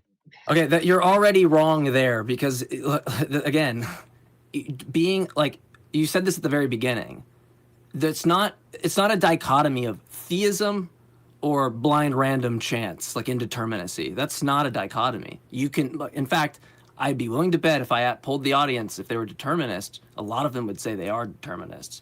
And a lot of them might be like, take it as far as like really hard determinism. They might go what's called necessitarianism, this idea that everything is necessary. There's no randomness at all. God doesn't exist. There's absolutely no indeterminacy in the world. An interpretation of quantum mechanics isn't going to have indeterminacy under this view. And so when you stage it like that, you've already created this false scenario, this false dichotomy. It's not God or blind random chance. It could just be necessary that the initial state of the universe starts the way it does, and every subsequent event is also necessary, right? In other words, the domino hits the next domino, and there's nothing else. There's no other domino to be hit, all right? So we got to squash that, because that's already wrong thinking from my view. Well, I understand that, but I mean, in that sense of determinism, you do realize that you're actually negating the possibility for there being truth claims and falsities. So, like, for us to have this conversation, no, not at all. Just not at all. Give that argument. I'm sure it'll be forthcoming. Oh boy. Hey, Pushback Ministries, are you familiar with Frank Turek? Oh yeah. These kind of sound like Frank Turek talking points. There's not great talking points. There are better apologetics than this. Yeah. Well, I mean, this is just us having a conversation. I mean, I just can't see how you can give an account for balance and order and information in a human universe that, even if it's deterministic, what determined it? What do you think order means? Order means like sequence, like things are like there's repetitive nature. Is there a reason why that wouldn't exist in our worldview? That is discernible. Yeah, what rules that out in our view? Why wouldn't that? That's a great question. Why wouldn't that exist in our view? How is that not compatible with our view? I guess I would ask you to give a justification for why it would exist. I mean, it sounds like classic textbook burden shifting. Mm-hmm. Right. So your claim is basically incredulity. I don't know how the atheist worldview can account for order. But that's not really an argument. That's just you being incredulous. I think that the true Occam's razor would present that if we have a mind and we use logic to determine order, that order could only come from a mind. And that Occam's razor, you've added like numbers, logic being its own thing. I don't know if it was you or the other guy with relations, but I think you have probably that view, right? So you've inflated your ontology massively, and we're looking at that. Me and Justin are like, I don't want that shit in my metaphysical theory. That's way too much ontology. That's like the ontology pie. Like, it's like an ontology buffet. Like, you don't need to eat that much, dude. Yeah, but then do you think that there's a thing to being overly simplistic and like so when I ask you want me to give a justification for God, which I say God is metaphysical. Okay, but then when I ask you for a justification, what does that mean? What does that mean? If I'm a naturalist, if I'm a metaphysical naturalist, my view is metaphysical. It's just naturalism. It's not like a spooky word that only works for like supernatural. People think it's like means something like supernatural. If you're a naturalist, a metaphysical naturalist, that is a metaphysical thesis. Physicalism. What's a metaphysical thesis? What is a metaphysical naturalist? I'm not a philosophy guy. Oh no, that's fine. Like for me, it would be like if I said I was a metaphysical naturalist, what somebody like myself might say is that there's like causal closure might be one thing that they go. There's nothing outside of the universe. There are no gods or goddesses. So like for me, I would say, look, every possible world, the universe starts with an initial state, and that initial state is necessary. There's no like gods popping in and out, but that initial point of existence, that is metaphysically necessary, right? I'm talking about metaphysics, talking about the grand scheme of some view, but it just doesn't have gods in it because theism doesn't monopolize metaphysics, right? I understand, but isn't it fair for a theist to say that that's question begging? You get to just say it is because it is. No, look, I can understand how somebody, if I'm telling them my view, I can understand how they could misunderstand what I'm saying and charge me with question begging. The problem is that I have independent motivations that I'd be happy to compare the view with somebody. It's not just foot stomping or begging or question begging. It's going through a view. Like, look, you don't have to have a view at all to do this process, really. Like, you don't have to have an established view. You can look at two comparative views and see which one you think wins out. And you do this with enough people or enough positions that you start to iron out, well, look, idealism, Platonism, property dualism, all this kind of stuff that I believed is slowly getting ruled out as I compared this with some of my friends or in my own head. And so for me, it wasn't question begging because I came to this position from the antithesis of this position, right? So I don't know how I'd beg the question on a position I didn't hold in the first place. Right now, it's true. I could like beg the question when I talk to you, but what I'm gonna end up doing is trying to compare our views and show. Look, I think that my ontological economy, in other words, like all the things that I have postulated in my, my theory or in my framework, it's not as much as you. And I think there's a good reason why there's not as much, because I don't need that much to explain the data, right? And we go through it. We just go one by one. I look at you and you say, well, you think God created the initial state of the universe? And I go, I don't think a God created the initial state of the universe. It's necessary. We can start talking about this will get too much into the weeds. We can start talking about its modal status, whether it's contingent or necessary. And I can just go through this process and show you why I wouldn't have God as this brute contingent origin or the universe being this like kind of brute contingent fact that comes from God, right? Not an optimal theory by my lights. Yeah, I mean, I understand, but again, I mean, when it comes down to it with me, I mean, as far as we know, the information and order are mind contingent, and your justification is that was just the initial state of the universe, and my justification is no, there's a mind because information is mind contingent. It is the Occam's razor that a mind created order and created the universe. It's not Occam's razor. Look. You have the same thing I said to the other caller. We both agree electrons and chairs and things in the universe exist, right? You don't deny like stars existing, right? No, I agree. Great. What we don't do is we don't take a proposition like God exists and then make some logical derivation to the existence of electrons or the existence of chairs. We don't get that for free by postulating God. I don't get that for free by postulating the initial state of the universe. We're both on an even playing field, right? So what ends up happening is we do like this countenance. We both have the same kind of things in our view. Maybe there's some stuff in the world we both don't share, but the point of the comparison is to find data we do agree upon. There's no point of me talking to you about angels and explaining angels because there's no angels in my view. But what is shared between our view is an initial state of the universe. You think God creates it. I don't think God creates it. I think it's a necessary initial point. But we're in agreement for the sake of this conversation, that there's no infinite past universe. We're both in agreement, so we have something to compare. What do I think best explains that initial state? That it's metaphysically necessary? What do you think? You think that it's brutally contingent, or you think it's contingent. It depends on whether or not God decides to create one. Okay, well, your view talks about explanations. What's the explanation for why God chooses to make an initial state of the universe rather than not? Why does he do that rather than just not smoking a big fat God bowl or a big fat God blunt, being like, I'm fucking awesome, I'm God? Why doesn't he do that? It's part of your explanatory framework to explain why he does this rather than not do it. But I have a feeling if I was to press you on that, we'd get into this weird brute area of explanation. You wouldn't know why God chooses to create a universe rather than not create a universe. And that just seems like, wow, you have an extra additional thing in your view, and you can't even give its explanatory role.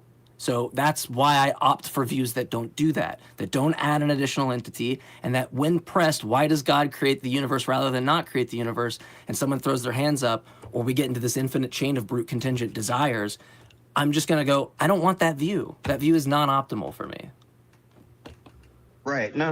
I got you. And again, so I mean, I think that when you do philosophical arguments, ultimately you can almost always get down to a point of circularity. And in my mind, God is the only thing that can get you out of that circularity. Because basically what we're saying is there was a point of origin of the universe, and you're saying, I don't know, but I believe that there is natural processes and balances and order and information, and I don't need to give an account. And I'm saying God, and now you're saying, okay. Yeah, we didn't say that. And look, Justin can explain this to you. Like, we both have very similar thoughts about this, and so I need to stop walking over Justin right now. I'm going to shut up. No, it's okay. Well, you keep saying that we have to explain the order and the information. I don't believe that it exists. I think the things that we call order, the things that we call information, are just abstracts that our mind are saying, oh, that does a thing. The thing that it does, we're just going to call it order. But like the fact that we call it order, it doesn't mean that it is in fact order. That's just how we've chosen to describe a particular process. So I'm not really sure what you mean when we say like we have to explain order. Why do we have to explain order? Because I would say that because of our minds and only because of our minds, things are demonstratable, repeatable. We can give an epistemic justification for them. And that as far as we know, that is mind contingent. So the fact that that's outside of the mind, and yet the mind is the only reason that we can verify that process, leads me to believe that those things that are outside of the mind require a mind to observe, to repeat, to test, and then to use in, like, for example, engineering principles that have stood the test of time for thousands of years. But they also, they epistemically require an initial mind. But I think you've confused. I think you're confusing what's happening here. The order that we speak of, like when I look at something, I say that looks orderly. The orderliness doesn't exist outside of my mind. That's just a phrase that I used to describe something. And we could determine what we think orderly is. There's so many ways to describe something that we think is in order. So it's not like there's this mind-dependent thing that exists outside of our own minds. That's not what we're saying. What we're saying is that the word order is just describing what our minds think about something. That's it. Right. Well, let's go into that because I could give you some examples. Let's say time. You have past, present, and future induction. You have a perfect system that, as far as we know, it can't be violated outside, unless you're out in my worldview. You would say that God supernaturally could violate it. But let's just say, for example, in the human mind, you have past, present, and future. The past is always the past. It always becomes the present, and then tomorrow, the future always becomes the present. Why would that system exist and then perfectly and that's, are you saying that that's mind dependent? That's only inside the mind? No, I have no idea what you're talking about. The sequencing of events is not mind dependent. We describe it by using time terminology, but the sequencing of events is just how reality behaves. Everything doesn't happen all at once. But I could say the same. I could just be like, well, that's just how God behaves. Like when I look at nature, like that's the thing. You're using the same argument that I would make. Well, you don't know how God behaves because you don't have any demonstration of God. Right? You're just saying that now. I could say that's how Zabumafu behaves. Well, okay. Well, show me Zabumafu. Right, but I would say that the scripture and the church give an account of God creating nature, and the order in nature is a demonstration of God. And so, like, when I say that, but then you say, well, past, present, why would I trust the scripture? Well, they just behave that way. Like, why do you get to use that, but I can't? But why would we trust the scripture on any of this? Like, we're evidence-based. Like, we're basing it on actual evidence, not what a book said. Yeah, but yours is unfalsifiable, because the second that I say we'll give an account and a justification for it, you say, oh, no, that's just how it is. So you question beg every time. I didn't say that. You in a corner. I never said that once. I don't get to do that. I think hold on. I think he's talking about what I said about the initial state being necessary, and he's just saying it's like foot stomping that that's the case. No, like, look, yeah, that is what you're saying, right? You're talking about what I had said? Well, both of you, because when I asked Justin about induction, that's all. That's fine. Hold on. I don't want to get off that yet. Look, the point that there's a difference between scientific inquiry and what metaphysicians do, right? Metaphysicians aren't going out doing novel predictions for their metaphysical thesis. It's not what they're doing, all right? Like, at least I'm not aware of these. Someone could bring it to my attention to be great. But it seems like we enter into the realm of like empirical investigation, and luckily for a lot of people with different metaphysical views, our investigation about the world and what we do is compatible with a range of metaphysical theses that are not compatible with each other, right? So an idealist can look at scientific inquiry and make it part of their view. Like, anyone can do this. They can umbrella that with their view pretty easily, right?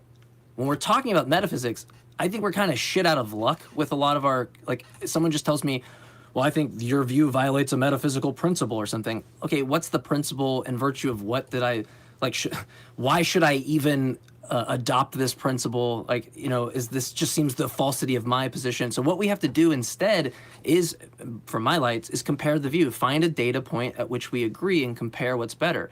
Now, would you agree with me that you shouldn't have more things than that are required to explain that? If, like, all else equal, right, we should get rid of an extra thing. If me and Justin are talking about evolution and he has one more postulate than I do and I make the same predictions that he does, but he's got one more thing, pretty clear that the extra thing he has isn't doing work because I'm getting the same result without it, right?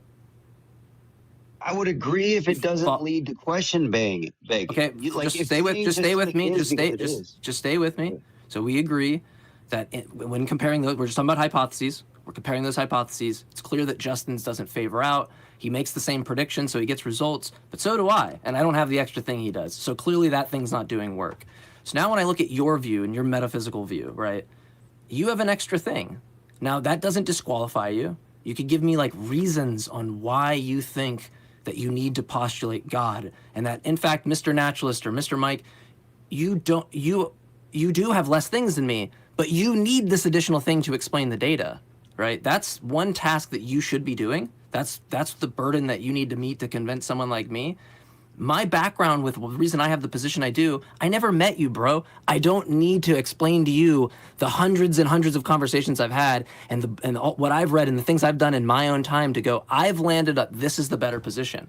I've had positions where I think the universe is past infinite. I've had different positions that I've changed from. I don't just go, I'm going to beg the question. I have reasons, motivations on why I prefer that thesis over other ones. And typically it's because I don't need to add extra entities where I already explained the data equally, right? So we can go through this process and I can kind of show it to you how you have extra things, but I don't want to waste, I don't want to talk over Justin and waste more people's time, but I point out to me where anything I've said is parasitic on accepting the conclusion. I've never given you a reason in this entire conversation that if, in order for you to accept that reason, you would already have to be a naturalist. I've never done that once to you.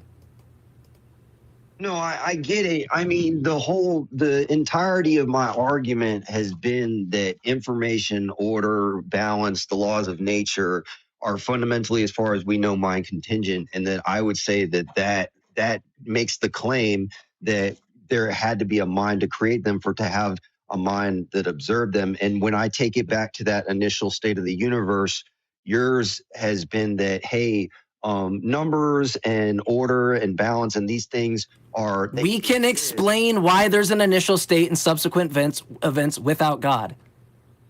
What do you not understand about that? What is it? You haven't given me an explanation. And Justin said he doesn't need to give a justification of that. He says that I can didn't address that at all, actually. Give a source for it. Yeah. Okay, I didn't say that. Well, what? Okay, so how do you account for induction, past, present, and future being orderly, smooth, and invariant? Okay, like this, stop. It's not invariable. And this is also just going to be so like detrimental to your own position. How do you know God won't change his nature from X to Y tomorrow? You think adding God solves some problem of induction that you don't have to deal with? How do you know God has X character? How do you know tomorrow he won't be Y character? Well, how do you know? Yeah, how does God solve that problem of induction for you? Go ahead. Because the concept of numbers, I'm not talking linguistically about numbers. I'm talking about mathematics as a universal metaphysical principle. I don't believe they're metaphysical. It has explanatory power in the universe. When we look at elements, when we look at chemistry, when we look at gravity, when we look at strong and weak nuclear forces, we can apply the concepts of numbers. No matter what symbols you use, we can balance and make predictive equations. Yes, we've already went over this. We invented numbers to describe quantities in reality. That's what they do. And they describe relationships too. But these are things that we invented. We invented the usage of numbers. But the concept of number, we didn't invent the concept of numbers. We did. The concept of number didn't. For example, let me give you an example. Okay, a squirrel is in a tree, right? A squirrel has seven baby squirrels. Does the squirrel go out and get 8 nuts? Does the squirrel go out and get 6 nuts? The squirrel Well, goes out and it gets certainly 7 nuts. depends So that on how many principle- nuts it wants to get, but you're missing the point. If there are no human beings that have ever lived, then there's no such thing as number 7. The question is dead out of the gate. Right, but the principle of 7 exists, and it's right. It doesn't. We invented it. Minds. We invented the principle of 7. We said, hey, we're gonna say this is 1 and this is 2. We just invented that. The principle is strictly dependent on humans creating it. So when you have elements that need a certain number of protons and a certain number of electrons in order to create that exact element, and that is always demonstrated that way, you're telling me that it's not that's not mind dependent, and that doesn't have a number that we gave a linguistic. I never said physics is mind dependent. I said math is. Right, but math perfectly describes physics. I know, because we invented it, right? When we get mathematical formulas that don't describe adequately physics, we get rid of them. That's how math works. When we find something that works mathematically, we say, oh, we got something that adequately describes the speed of light. Congratulations, let's keep it. And then sometimes it doesn't. Sometimes we come up with a math formula that doesn't actually work. And we're like, oh, actually, we need to get rid of that. So math is, again, it's us describing stuff. That's it. But we couldn't have invented it when the we literally did invent it to describe it. We're there before we supposedly invented it. So we discovered it. We didn't invent it. We didn't discover 1 + 1. Yeah, I was gonna say algebraic expressions were just like chilling out in the bush. When you talk about gravity or the speed of light equals, I just put a little bit of trigonometry in a bucket. Yeah, trigonometry, for example, the calculation of angles. I do that in my job all the time. Math doesn't exist, my man. Go grab me sine and tan. I'll wait. Katoa, motherfuckers, let's go. So I got excited for math. So you guys are physicalists? No one here said. No one here said the word physicalism. Yeah, I didn't say that, but also I feel like this conversation could be spiced up a little bit because it sounds like you're really interested in things that are logical. I don't understand how you get to anything coherent in the Trinity. You do believe in the Trinity, right? Absolutely. How do you make like the Trinity logical? It seems like it violates the law of identity. How can Jesus be identical to God but lack God's essential properties? Well, first off, you can't apply the laws of logic to God because God's illogical. God created the laws of God is not confined to the human mind. Is God illogical? Or the human mind. Is God logical or illogical? I mean, I would say that God is logical. Okay, so does God do things that are illogical? Well, I would also add that God is supernatural. Just need a yes or no. Logic. Just need a yes or no. Is God doing things logically or sometimes illogically? Well, it's hard because we're limited to the confines of the human mind, so it's not really a question I can answer. I don't know. You don't know if God follows logic? I mean, God is supernatural. So, like when the sun stops in the book of Joshua, for example, is that logical? No, in the way we measure. There's no contradiction in the sun stopping in the sky. There's no contradiction. So yeah, it is logical. I think you're using a generic kind of way that people normally speak, which is fine, but we mean something a little bit more robust. Like some people go, that's illogical that the sun would just stop. No, but like in pure logic, there's no contradiction entailed by the sun stopping in the sky. You would never get a contradiction out of that. It's just probably physically impossible or goes against our background knowledge of what we know about the sun.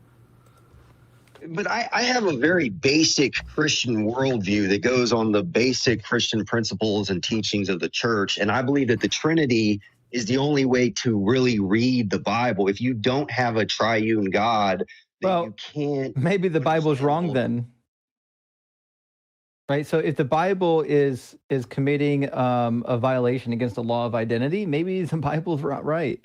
Maybe we shouldn't believe in a God that's illogical. And maybe think about it this way. Like, I don't know, give you like something that might hit more at home with a problem. I don't know if it will, but like, presumably on your view, God, like the Father, doesn't affirm the proposition that he's the Son, right?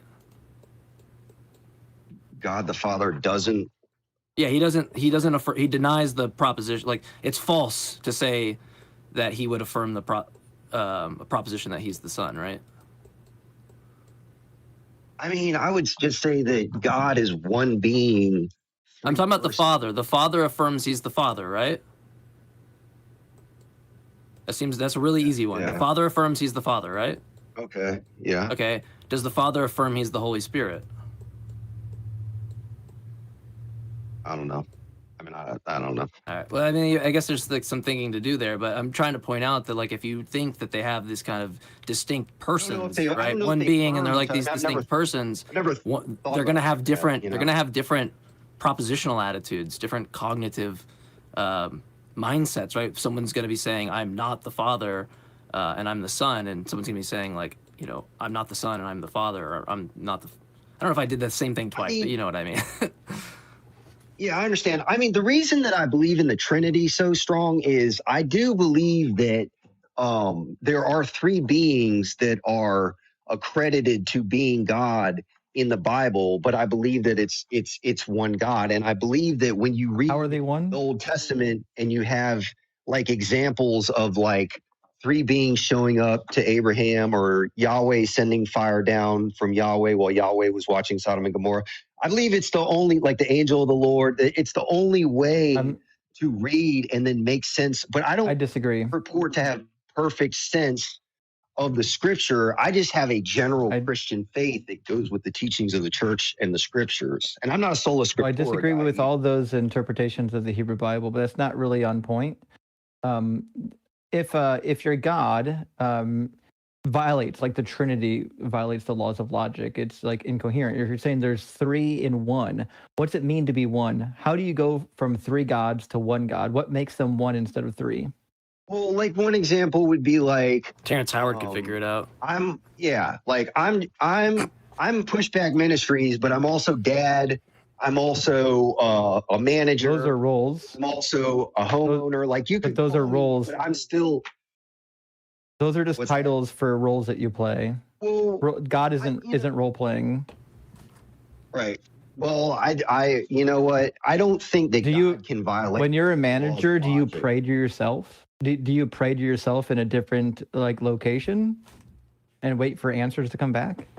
No, because I'm a human being. I mean, I pray to God. Well, that's the difference. Jesus is praying to God, which means Jesus is either completely distinct from God or Jesus is like got some sort of a mental delusion. No, I would say that if modalism is true, Jesus is praying to nobody. Well, I don't believe in modalism. I think that it's so. If Jesus, if you don't believe in modalism and Jesus is praying to somebody, he's praying to another entity, an entity that has its own mind, will, and emotions. So another entity, we would call that God. Well, so Jesus is either another God or he's not God. Yeah, I mean, I'm not a sola scriptura guy. I believe the scripture is there to teach us about the state of the world and the Christian life. And when Jesus prays in the Garden of Gethsemane and says, "Nevertheless, not my will, but thy will," I just think that's an example for Christians on how to pray. Who wrote that down, by the way? Who was like there to write that down? I'm always so confused when like Jesus is crying in the garden. Like, who's even there? There's like no one there. Am I wrong about this, Justin? There's like no one there, but this story is like written down. Wrong. What the fuck is that? Like, I'm not trying to be rude, but like I've never been a Christian. I see shit like that and I'm immediately like, oh my God, like this is so fake. This is so fake. Well, I also recall the disciples that were there were sleeping.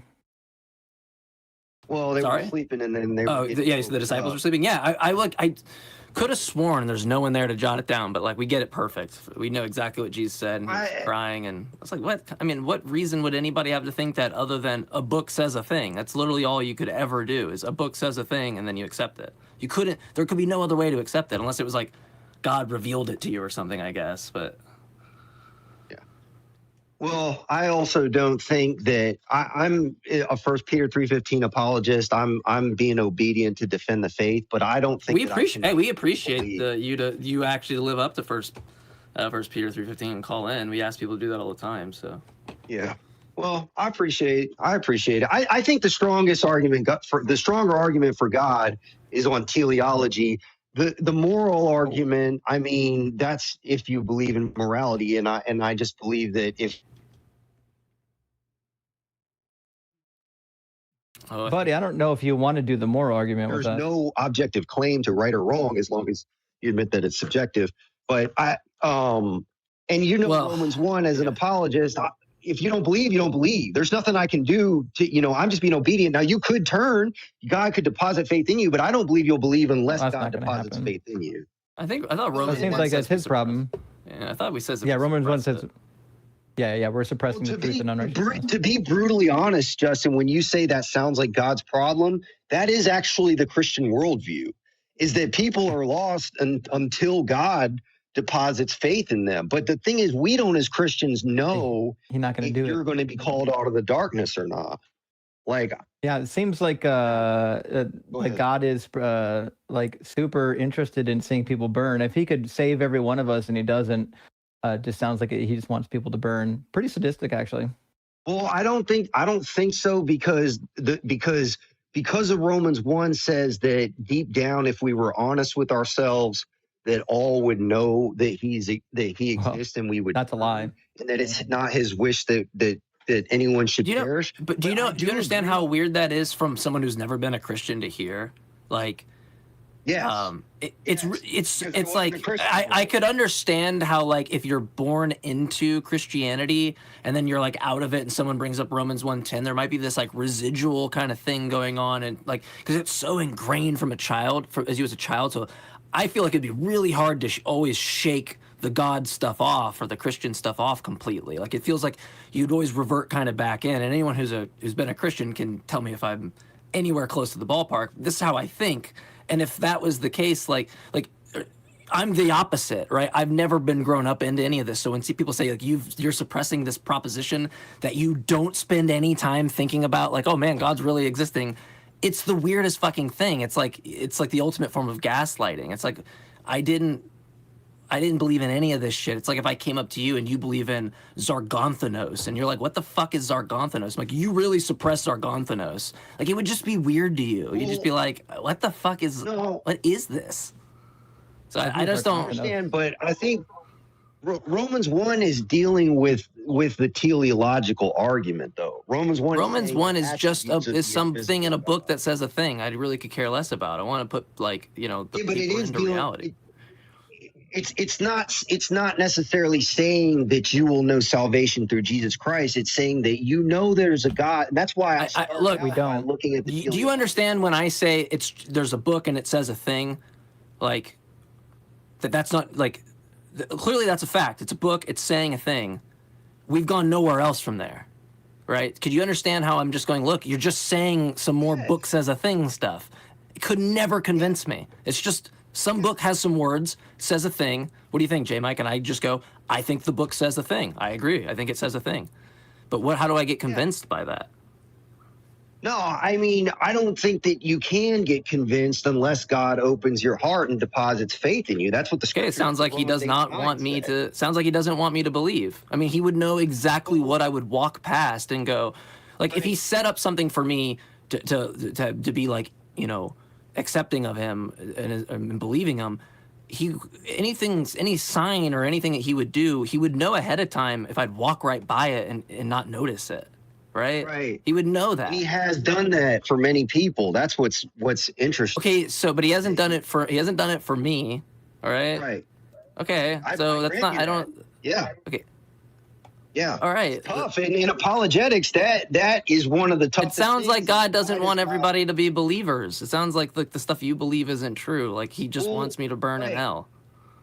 Well, from the Christian worldview, because of Romans 1, we would say that we've all sinned, we've all fallen, and we all shake our fist at God. God knows the future. He But knows we don't believe in God. Parameter of reality, right? You don't want to believe, so he's not going to. No, it has nothing to do with wanting to believe. I was a Christian for 20 years. I wanted to believe. I just don't believe anymore. So, like, if I read from you like one of the Vedas, and it says actually, all Christians do believe in the Hindu gods. Okay, that's an adorable claim, but it's not true, right? So that's a really good good example. Yeah, that's a really good example. Right. Because you would just look at that like, yeah, I understand this is an established religion that billions of people believe or millions of people believe, but that does nothing for me. Right. Well, I mean, from a Christian worldview, we don't reject that there's not supernatural or demonic power in other religions. No, I didn't say anything about demons. I said you believe in the actual literal gods of the Hindu pantheon, not demons. Well, we would believe that those are demonic gods. I mean, I didn't say anything about demons. I said gods. Yeah, and it's in there that that's what you suppress and you actually believe. See how that's not different than if I go, if I did the same thing with you and I'm like, no, and you're like, yeah, but it's Yahweh. And I'm like, no, but under my view, it wouldn't be Yahweh. It would just be like, you know, this collective society, like putting this kind of fictional figure into my head and whatever. You're like, no, that fictional figure you think's in your head's really God and you really believe it. I'd be like, okay, asshole, thanks. Right? That would be my response. I understand that. I understand that you can make that argument, and I grant you that argument. I don't grant it as a truth claim, though, because I would say that in the Christian worldview, we have the belief that the Most High God is the God of the Bible and that he's gathering up a people. He's gathering up wheat and tares, and that people that are deluded were allowed to be deluded, and those are tares. They'll be thrown into the fire, and the wheat will be gathered and harvested. I mean, that's a Christian world. That's an honest Christian worldview. We want people to be harvested. But because we know the worldview, we're asking why we should believe that it's true. Like, I don't think either one of us are confused about the worldview. Okay. Well, I would say that when you compare Christianity to other religions, that it's the only coherent truth claim of a supernatural deity that is the God of the Bible. I would say that Christianity is the only one that gives not coherent. You already said it violates the laws of logic, so it's already illogical out of the gate. It violates the laws of logic. I don't think that. I just demonstrated how it did. It violates the law of identity, right? So Jesus can't be identical to God if he's distinct from God. God has some like necessary characteristics according to you. He's omniscient. Jesus is not. He's omnipresent. Jesus is not. I don't know. I never said God was omniscient. Hold on. I believe that God knows the results. He can see the beginning from the end, but I don't believe that God necessarily knows all things. And the Bible doesn't claim that God is omniscient. The Bible does in 1 John. He sees the beginning to the end, but he doesn't know all things. What does that even mean? Hold on. When does the Bible claim that God is omniscient? 1 John 3:20. What's it say?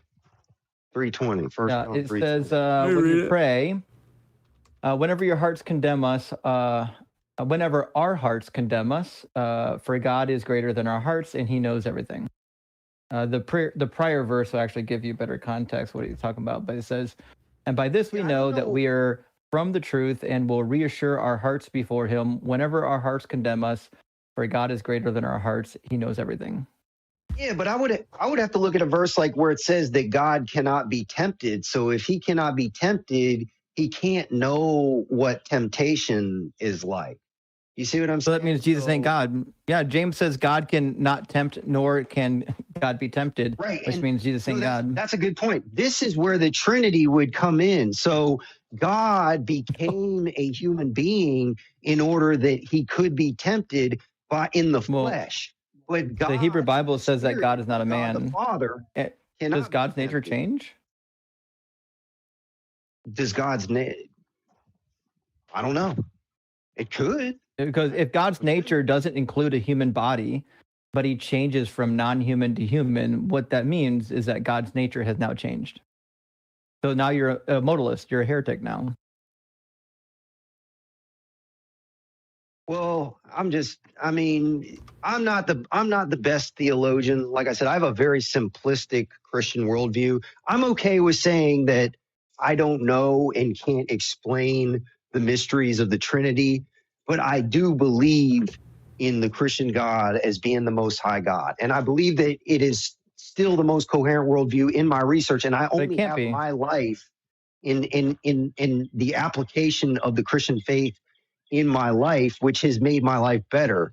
And I mean, I'm sure it did. I mean, but that's whether or not it improved a life isn't meaningful to us. Like, there's a lot of things that can improve a person's life. It doesn't actually make the metaphysical claim true. But like, if we've already demonstrated that the Christian worldview entails contradictions, it's not really a good worldview to believe in. And I would add to it as well, if you are actually serious about the Christian worldview, like, you should have read the Hebrew Bible and asked yourself, what does the Hebrew Bible say the Messiah is going to do? And the Hebrew Bible describes lots of stuff that the Messiah is going to do. Jesus didn't do none of it. And when you look at the stuff he did do, not even in there. Jesus did a whole bunch of random out of context prophecies that aren't prophecies. Right. And I mean, I understand that that's a deconstructionist or an atheist worldview, but I would just say that my limited knowledge of prophecy is that he fulfilled many prophecies. And I mean, that's going to be a faith claim. I mean, I take it in faith. Well, you don't have to be an atheist to believe that. The Jews already believed that. The Jews believed that Jesus was a false Messiah who fulfilled no prophecies. So it's not just an atheist view. The scripture says that they denied that they were the ones that. Of course, they denied it because he didn't do anything. Right. The guy came, he led people astray, and then he claimed to be a Messiah, knowing full well he wasn't Messiah, and then he got his butt hung up on a cross. So he's just a bloke that was out of his mind, and now he's worm food. Yeah, I mean, so the testimony of the Christian faith is totally different than that. It's that they said he violated the Sabbath, and he was performing miracles, and they were jealous, and they wanted to go about their religion, in a Pharisaical. Of course, they would say that. So but if I was writing the book too about my superhero, I'd say that too. Yeah, I mean, well, but again. I'll leave you with this, because we had two people I wanted to get in, and one of them just dropped because we're coming up on our time limit. One of the reasons why Jesus could not have been the Messiah or anything to do with the new covenant is because it says in Jeremiah 31:31, when the new covenant comes, it's going to be between the house of Israel and Judah. So these are the Hebrews, the Israelites. And it says, this covenant that I will make with the house of Israel after those days, says the Lord, I will put my law within them. I will write it on their hearts. I will be their God, and they will be my people. No longer shall they teach one another or say to each other, know the Lord, for they shall all know me, from the least of them to the greatest, says the Lord. So according to Jeremiah 31, when this new covenant era rolls around, every single person of the house of Israel, every Jewish person, every Hebrew that's left alive, they're going to know the Lord, but that certainly has never happened. In fact, about 50% of worldwide Jews today don't even believe in a God. So this prophecy could have never come true so far. We would say that will be fulfilled in Christ ultimately. I mean, it just depends on how you read that prophecy. But it's not. Christianity is losing steam. People are leaving. I mean, that's fine. I mean, it's a narrow road. Christianity's supposed to lose steam. Actually, I would say deconstructionists are helping the faith because they're sifting the wheat from the tares. Because people that we certainly are. They were never saved to be. That's adorable that you think that, but you're also wrong according to Hebrews chapter 4. But did you hear that? He was just about to say they were never saved. He was. Yeah, it's funny how that always is like after the fact. It's like really easy. Like, well, they were never Christians that do get saved now. Christians that do get saved now. I don't think that push is actually saved. Is my claim. Demonstrate that you're claved. That you're saved. Or claved. That sounds hot. Transformation.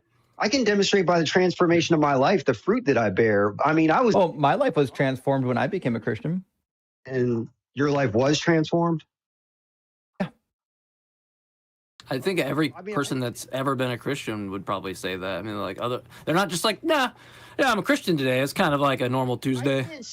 I can't speak to your experience. So here's the thing. If I turn from my faith, then I would say, yes, you apostatized. I haven't. So if you bear fruit and don't apostatize, you know what it says in John. It says that I won't lose any sheep out of my hand, that I will preserve them. I give them eternal life. So if I were to apostatize, I would say I haven't lost. That you're clear. I haven't lost any of the sheep. I will keep them in my hand. Right. Yeah. So I would say when that he was alive, bear fruit and you're transformed by the Christian faith, then you will waltz your way into heaven, and God will preserve you. And Oh, that's not the case. Hebrews, Hebrews chapter 6 just abundantly disagrees with you, right? Says, is it impossible? It is impossible to restore again to repentance those who have once been enlightened and have tasted the heavenly gift and have shared in the Holy Spirit and have tasted the good word of God and the powers of the age to come, and then have fallen away, since they are crucifying the Son of God to their own harm and are holding him up to contempt. So according to the book of Hebrews and other passages in the New Testament, you can, in fact, be like part of the Holy Spirit. You can participate in the kingdom, and then you can fall away. In fact, if you couldn't fall away, if becoming a Christian meant that you couldn't change your mind, that means God is just removing your free will, which is that's like the whole thing Christians lean on. Like the reason why God had to do all these genocides and create hell and all this nonsense is because he valued free will so much. But like the minute you decide to believe in this sky carcass, all of a sudden he removes your free will. That's another direct contradiction. That's why the Bible says that those are predestined, that those who are called are predestined. That sounds like sounds like people going to hell is just by his choosing then. And again, he's a sadist now. No, again, he knows the intentions and the thoughts of your heart. So if you're not going to choose him and he knows the future, he's not going to call you. He's not going to deposit faith because... No, but you would choose him if he called you, because you can't resist his will, Romans 9. Yeah, well, he knows in his people who has the ability for him to sustain through their free will, because God is able to give free will to secondary beings and know those who he's going to be able to sustain in their free will. So free will violates your free will. God is sovereign. God is sovereign over our free will. He can violate free will. He actually sends powerful delusions to mask people's free will, according to the Bible. Yeah, because those people are not. They would continue to run back to their sin. They would apostatize. What? Wait, Justin, say that again, because I don't think he heard what you said. And the Bible says that God sends a strong delusion. It also says in 2 Corinthians 4:4 that God allows Satan to blind the eyes of the unbelievers. It says that the God of this world has blinded the minds of the unbelievers to keep them from seeing clearly the light of the gospel of the glory of Christ. Yeah. So, like, listen, if God is allowing Satan to run around to just blind people to the light of the gospel, it seems like God doesn't really want people in heaven. Yeah. No, because he's going to call his people. He's going to have the wheat from the tares sifted. He does want his people in heaven. It doesn't matter. They've been blinded by Satan. It's a little special club that, like, God has allowed that. And when you look at the world, when you look at what's going on with Epstein and Trump and all this stuff, you see the strong delusion. The Bible is very obvious. Strong delusion. These people are pedophiles, but they're deluded about God. We want accountability on that front. It's a little different. Yeah, we're just looking for crazy. Like accountability. It's really what we're looking for. Well, I'll tell you what. We're running short on time, so I'll make you one proposition. If you can show me even one messianic prophecy from the Hebrew Bible that Jesus fulfilled, I will admit that Jesus wasn't a complete fraud. Well, you're not going to accept them, but I mean, all the way back in Genesis, you got Psalm 22, Isaiah 53, Isaiah 45. I mean, pick one. There's a bunch of them. Pick your favorite one, because none of those are about Jesus. You're not going to accept. I mean, I'm going to explain to you why they're not about Jesus. Which one do you want to go to? Well, I'm not going to accept your explanation. I've already been through this many times, but you don't have to accept my explanation. We're going to put it on the table, and the audience is going to figure out who's right and who's wrong. So which one do you want to go to? I'm not worried about them. If God doesn't call Psalm 22? Matter, so. Yeah, Psalm 22. All right. What about Psalm 22 as a prophecy at all? First of all, what do you think a prophecy is? It's speaking of... Wait, do I have to do a messianic prophecy? Can I do any? Well, yeah, Jesus didn't. If he didn't fulfill a messianic prophecy, he's not a Messiah. That's what it means to be the Messiah. You do an Aladdin prophecy. That's what you do. Yeah, I mean, that's fine. I mean, we can go with Psalm 22. I mean, I take it in faith that Psalm 22 it perfectly describes the crucifixion when it says that they cast lots for my garment, for example. Actually, that's about me. That in fact happened to me 2 weeks ago. In fact, I had my clothes taken off of me and cast it. They gambled for it. They cast lots for it on live stream. You could watch it. It's obviously about me. Sounds hot. I've actually had both my hands and my feet pierced too, so it's clearly about me. Because I'm just wondering if my life gets better than, when I became a Christian, and then Wait. This is a divergency. We're not going to allow you to divert back to my life got better. We're talking about Psalm 22. I've already said Psalm 22. Go ahead. I'm just asking you why would you want somebody to deconstruct? What would be your argument to deconstruct? Truth. I want people to follow truth, but that's not about Psalm 22. So Psalm 22 is David speaking. It's about his struggles. It just says so at the beginning of it. It's a plea for deliverance to the deer of the dawn, a psalm of David. So David's speaking here, and he's talking about his present trouble, his struggles. Remember, he spent most of his life in war. And he's talking about it using some very beautiful poetic language. In fact, he says, "The dogs are all around me, a company of evildoers encircle me. They bound my hands and my feet. I can count all my bones. They stare and gloat over me. They divide my clothes among themselves, and for my clothing they cast lots." I have no idea why you would think this is a prophecy. This is literally what happened in times of war, especially if you're painting a picture of war as though like you've actually been captured. That's what they did to people. They took their valuables. They took your weapons. They took your clothing. They took your armor. It was gone. Well, I think it sounds like it describes the crucifixion. So, It doesn't say anything about a crucifixion. It just says that they took his clothes. It could describe anybody that lost their clothes in this manner, including myself, which is why I brought it up. yeah, but in a Christian worldview, we believe that prophecy was put there to describe. I'm not asking about a Christian worldview. I'm asking you to show me from this text why I would think it's about Jesus. I'm just saying that we believe that was ordained to be in the New Testament. We know that you believe. I know you do. We're asking to demonstrate why anyone else should believe that. Yeah, we're just looking for reasons that we can reflect on, and then maybe go, "Oh shit, that guy was right." It closely relates to the events, and those that have faith are going to interpret it that way and believe, and those that don't, What events? have the strong delusion that we talked about and not believe. So The crucifixion. So anytime we find something in the Hebrew Bible that sounds similar to something that happens later, it's just now prophetic. I mean, if that's the case, I got all kinds of prophecies that I fulfilled. Yeah. Psalm 95:11, in my anger I swore. I did it right now. I fulfilled Psalm 95. Awesome. Psalm 147:15. His words run swiftly. I'm a pretty fast talker. I am bowing down to you now. It's all Let's making fucking go. That you don't believe. I've ridden a donkey more than once. I fulfilled Zechariah 9, riding the donkey. Isaiah 66:4. When I spoke, they did not listen. It's being fulfilled as we speak. You just fulfilled Isaiah 66:4 right now as we're talking. See how easy it is to fulfill prophecies if we just go to the Hebrew Bible and randomly find verses that sound familiar to something that like we want to draw out? First Kings, I sent 2 bears at 42 children one time. I'm God. Kiss my ass. Mm-hmm. Soulless I push. guy, so I don't. We've been having a little bit. We've been That having one a was little bit of fun. yeah, that one was a little less related. I just really wanted to talk about the Kings verse. I just That's a good one. had to force it in there. Conversation. I'll call. Push, you've been a good sport, but we really do have to move on to the next guest. We were teasing you there near the end, but it's just in good fun. Yeah. All right, I appreciate it. All right, it was a good conversation. Yeah, no, you were a good sport, good person to talk to, so we appreciate it. All right, bye now. All right, cheers, buddy.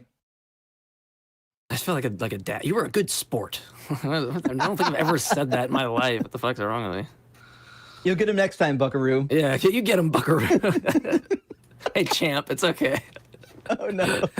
All right, friends, we're gonna get our very last guest, Steph, and then we're gonna read our super chats. Thank you for everybody who sent in super chats. It does help to support the stream. And with that, let's see. Steph looks like they might be calling all the way from the Great White North and is a theist and wants to ask the hosts if they think it's true that God exists. It sounds like a little bit of a trap or a weird question, but Steph, you're on AXP with Justin and JMike. How you doing? Hey, too much war for my taste, but it's good seeing you guys. And you're right, it's most certainly a trap. My question is, do you think it's true that God exists? I mean, we're atheists, so obviously we would say no, we don't believe that God exists. Yeah, there's 2 ways. They could be like, I think the proposition's actually false, or yeah, I don't affirm the proposition. So in either case, I'm not saying that the proposition is true. Good enough. Yep, that'll do. So it's my position, or I should say it's the position that anybody that would ask or answer that question. Save this example here where it was me asking the question kind of tongue in cheek. Anybody that would ask or answer that question hasn't yet laid their mind's eye on God whatsoever. Because just like a cake has ingredients like, say, eggs, sugar, flour, a chair has ingredients, 4 legs used to sit at a table, etc. That word true, its ingredient when we look at it is God. No, it's Zabumafu. There's a truth-making character in the universe called Zabumafu. Zabumafu causes all truth to be truthy. Yeah, and the point about there is a truth-making being. It's really awkward language that further shows that there's probably 14 billion years worth of callous projection that you can't look through very well. You have to talk about God through a reflective projection where all kinds of things obviously then are just, you speaking of yourself. Like, I think probably Steph, I was just joking, my friend. I don't believe there's a truth-making entity anywhere. I'm just saying that if you believe there's a truth-making entity, it could be literally anything. I have no reason to believe that it's God, but I don't believe that truth is a thing that exists. I think truth is just what we call a proposition that seems to align with reality. That's all. There's no like transcendental truth that you can stick into a bucket or anything like that. We can certainly contest that as well. I've heard that said a lot. A subjective, this subject. Not like it's like I say, like as soon as it's time to change me 520s for 100, all of a sudden, like magic, you know the truth. You never give me. I don't know what that means. It's always 5. Like the idea the truth is an evaluative property. Like we're saying, like here's a claim. The claim is I'm holding a stick of cheese right now. Well, JMike can look and be like, oh, this motherfucker looks like he's got a stick of cheese. So we would say that claim is true because it matches reality. That's it. That's for later. So you're saying they can then say it's true because there's some kind of rational reason for confirmation, etc. I see you holding up the thing there. Yeah. It's to me, it's an objective truth that you're holding something in your hand. You're not coming through right now, but I don't know what you mean by objective. I mean, we agree that we would treat it as though it's objectively true, but like when we say that something's true, all we're saying is that it seems to align with our perception of reality. Sometimes we think that something's true and it's not because our perception's not perfect. Sometimes we need to run more tests. But that's all when something is true, we're just saying it seems to align with reality. We're not saying that it has the property of being true, like not in an ontological status, at least. Yeah, maybe when you say it's true that snow is white, I'm just saying snow is white. That's what I'm saying. Let me clarify quick. Let me clarify quick. The best definition of science I think possible is the one that goes as follows. Science is the communication between the information and our knowledge. And so when we're using this word true here, I think that we're talking about information versus our knowledge. Because as you guys pointed, I mean, yeah, we can't really drill ahead for exsanguination and, let the demons out and be like, oh, there, we treated the fever. But then, no, I mean, knowledge changes, right?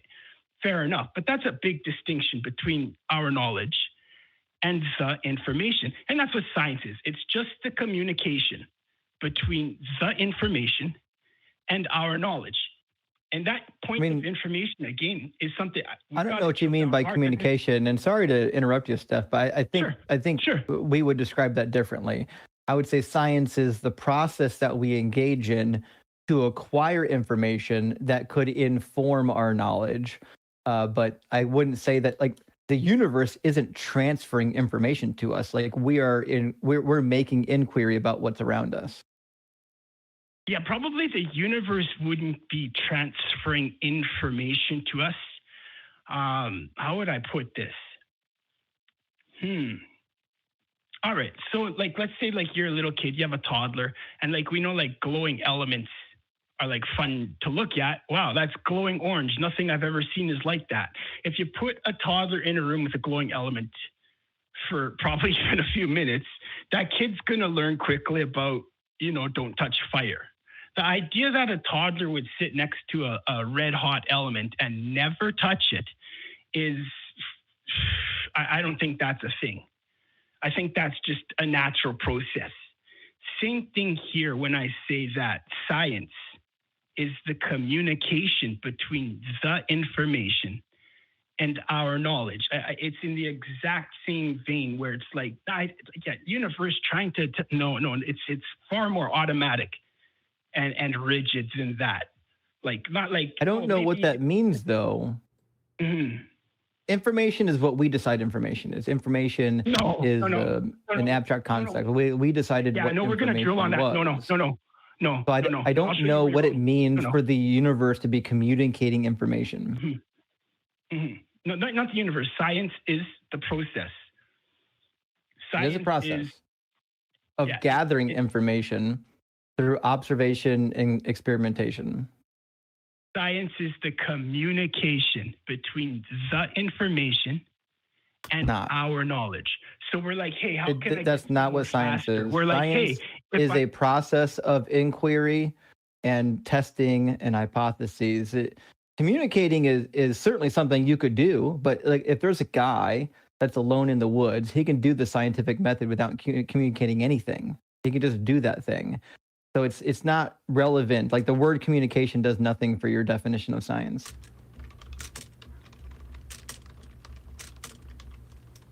I'm like confused where we're going. I mean, it's all connected. I mean, like if you want to say like make a plane and it doesn't work, what happens next? You're like, where did it go wrong? You figure out why it doesn't work. Why didn't, okay. And then you're like, okay, you know what? Hey, maybe this, maybe that. You try this, you try that. Hey, when we tried that, we noticed this and then this and that. What if we put this together with that? And then, oh, hey, last night I had a dream. And then now, and next thing you know, you're off the cliff and you're actually flying instead of falling straight to the bottom. What's happened there? There's been a communication between what would work and what doesn't work. There has not been a communication. There's been a discovery. A communication requires a communicator. The plane's not a communicator. So this is the problem. I think you're just misusing the word communication. And maybe like whatever book you found this talking point in, it sounded really cool, but the way you're applying it isn't working for us. No, I didn't find talking points in books. I think then, okay, I mean, that's fair enough. That's where the hiccup is. That's easy enough to see. We would say that cold weather creates ice out of water. We would say that. It was cold weather created ice. There was water, then it got cold. The cold weather created ice. You can see it that way. In that kind of a way. I'm gonna try. Kind of a way, I would think. Sorry, say again. I'm gonna try because I'm rapidly losing you, and I'm not trying to be rude, but I just don't know where we're going, and we're running up on a little bit of time. Like, and I don't know. All right, let's talk about actually. All right, so I want to get to like, I just want to get to like a point. Problem of complexity, right? What's the problem? Yeah, I didn't know there was a problem. Well, I mean, it's not a thing. That died a while ago, right? Like it's if God made you, then what made your God, or who or what made your God, right? I don't know. I'm not sure what you're. I don't know what you're communicating, my bud. Okay, so the problem complexity goes like this. You can't really postulate a God because then you have to explain where that God came from, right? No, you can just say it's necessary that God exists. Just like I say, it's necessary that there's an initial state of the universe, and someone goes, well, you need a prior moment before that. It's like, well, no, I could just be someone that denies an infinite past universe and be like an atheist, and then someone would say, oh, well, where did that initial state come from? I could just say it's necessary. It had to exist. So someone can say that. Whether it's true is a separate question, but someone can say that. There's no problem in saying that. Yeah, I'm concerned with truth more than maybe what people say. My question would be... I'm like a deflationist when it comes to truth. Like, I'm not very like well-versed in the truth aspect of philosophy as much as like I would like to be, but it's not as interesting to me, like to talk about like the philosophy of truth right now, like because that's just not what the format of the show is about. Right? Truth is God. I mean, yeah, but the God that you're denying is truth itself. That's the point. No, truth is Zabumafu. Why are you denying Zabumafu? I'm sorry. I again, I don't get that point. Zabumafu is an entity in outer space that has always existed and just causes truth to be true. That's all. Causes truth to be true. Is that a micromanaged process that you're talking about there? He's responsible for there being truth in the world. Yep. So it's a micromanaged process, right? Is Zabumafu? No, it just stems from his nature. Stems from his because he's truth. So then that's why there's truth because he's truth. Yep. Yeah, that's God. Yeah, so far. A lot of other things. No, it's Zabumafu. That's one of it. Zabumafu is not a god. He didn't create anything. All he does is make sure that truth is truth. Yeah, he's like a cosmic peeping Tom that lived, alongside the universe, but wasn't responsible for creating it, and he just keeps everything in order, like a librarian of the universe.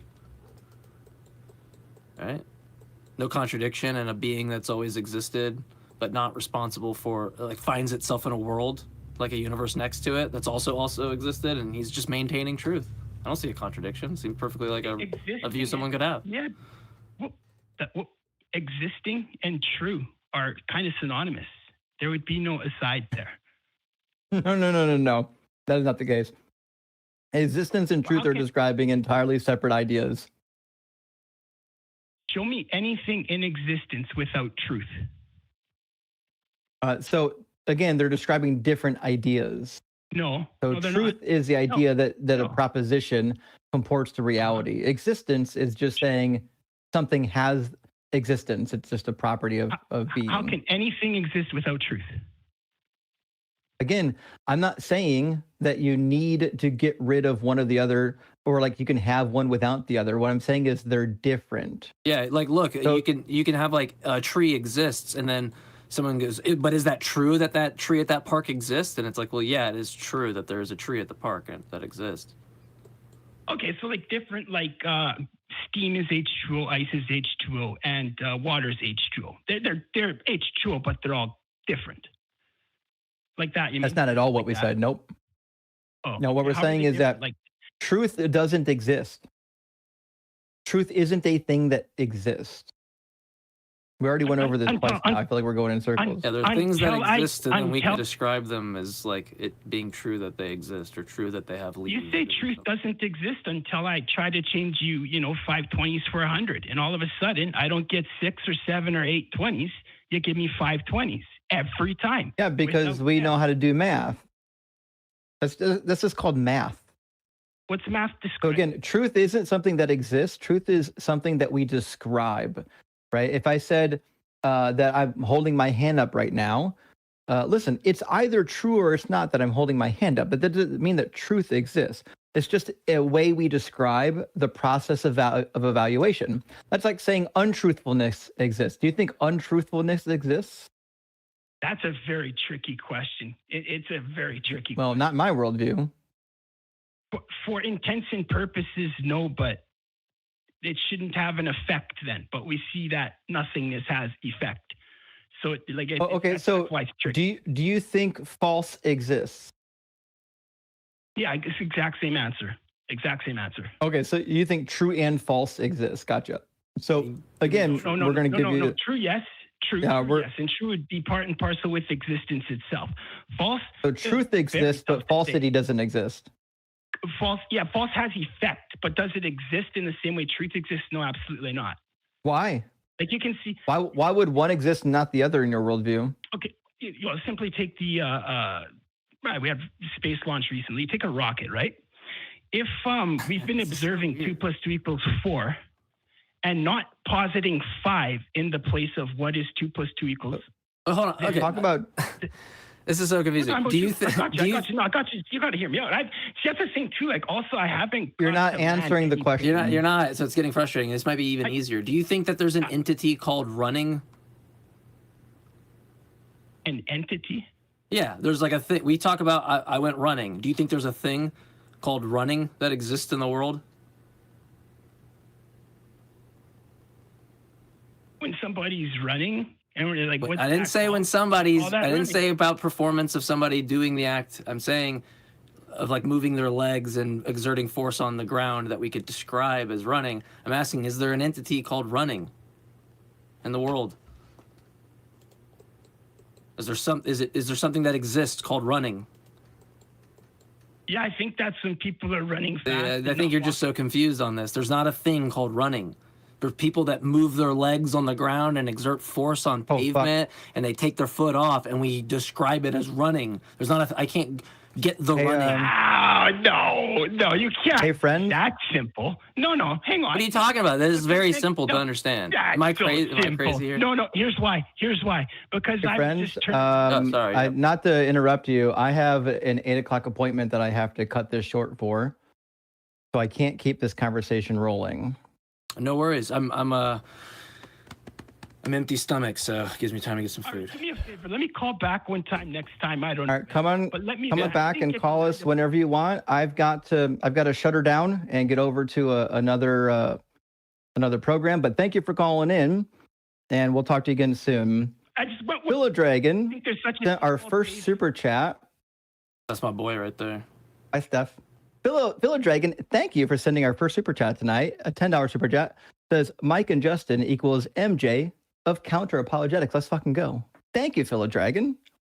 And I'm going to make sure I get this one right. Cartiperawat, thank you for the 20 yen super chat. And also an additional, I think, 20 yen super chat. Really appreciate that, friends. Yeah, and that's awesome. That's really cool. I think that's what it was. Really? Okay, I don't know. Whenever I would read the super chats and have the currency, I'd be like sweating bullets, like, oh, I'm gonna look really dumb not knowing different currencies here. So I'm gonna show my Americanness like very quickly. Friends, sorry we have to cut it short directly at 8 o'clock. I kind of lost track of time. JMike, I was having so much fun chatting with you brother. tonight. Yeah. Can't wait to do it again. Or, And I thought we got into some really good conversations, actually. It's a shame that we didn't have more time, but we'll do it again next week, friends. We also want to thank our backup host, Jamie, the blind lineman. Hey. Thank you so much, my friend. Oh God, just not to use time, but the whole show just saying it to me like if 42's the power of X, red apple trees fall in the forest, Oh and my no one is God. there to experience counting them. Does God kill 8 squirrels? Anyway, yeah, I think those and the callers listening don't like get down. Like I don't want someone to feel like down on themselves when we talk about the callers, but because they're all really cool, like nice guys. Like like I had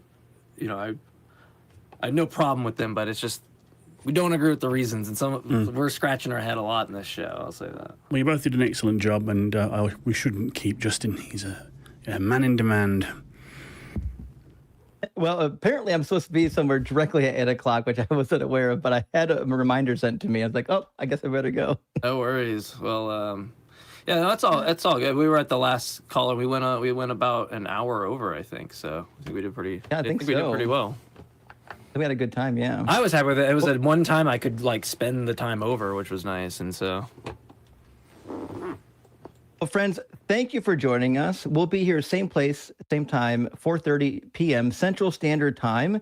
And make sure if you are having inquiries about volunteering for the ACA, go to volunteer@atheistcommunity.org. Love to see you to get involved. Thank you so much, friends. We love you. What will it take for you to start opening your eyes, to start questioning the bullshit everyone around you buys? You think it's any of your business what goes on between my thighs? I wonder when we'll be rid of your lies.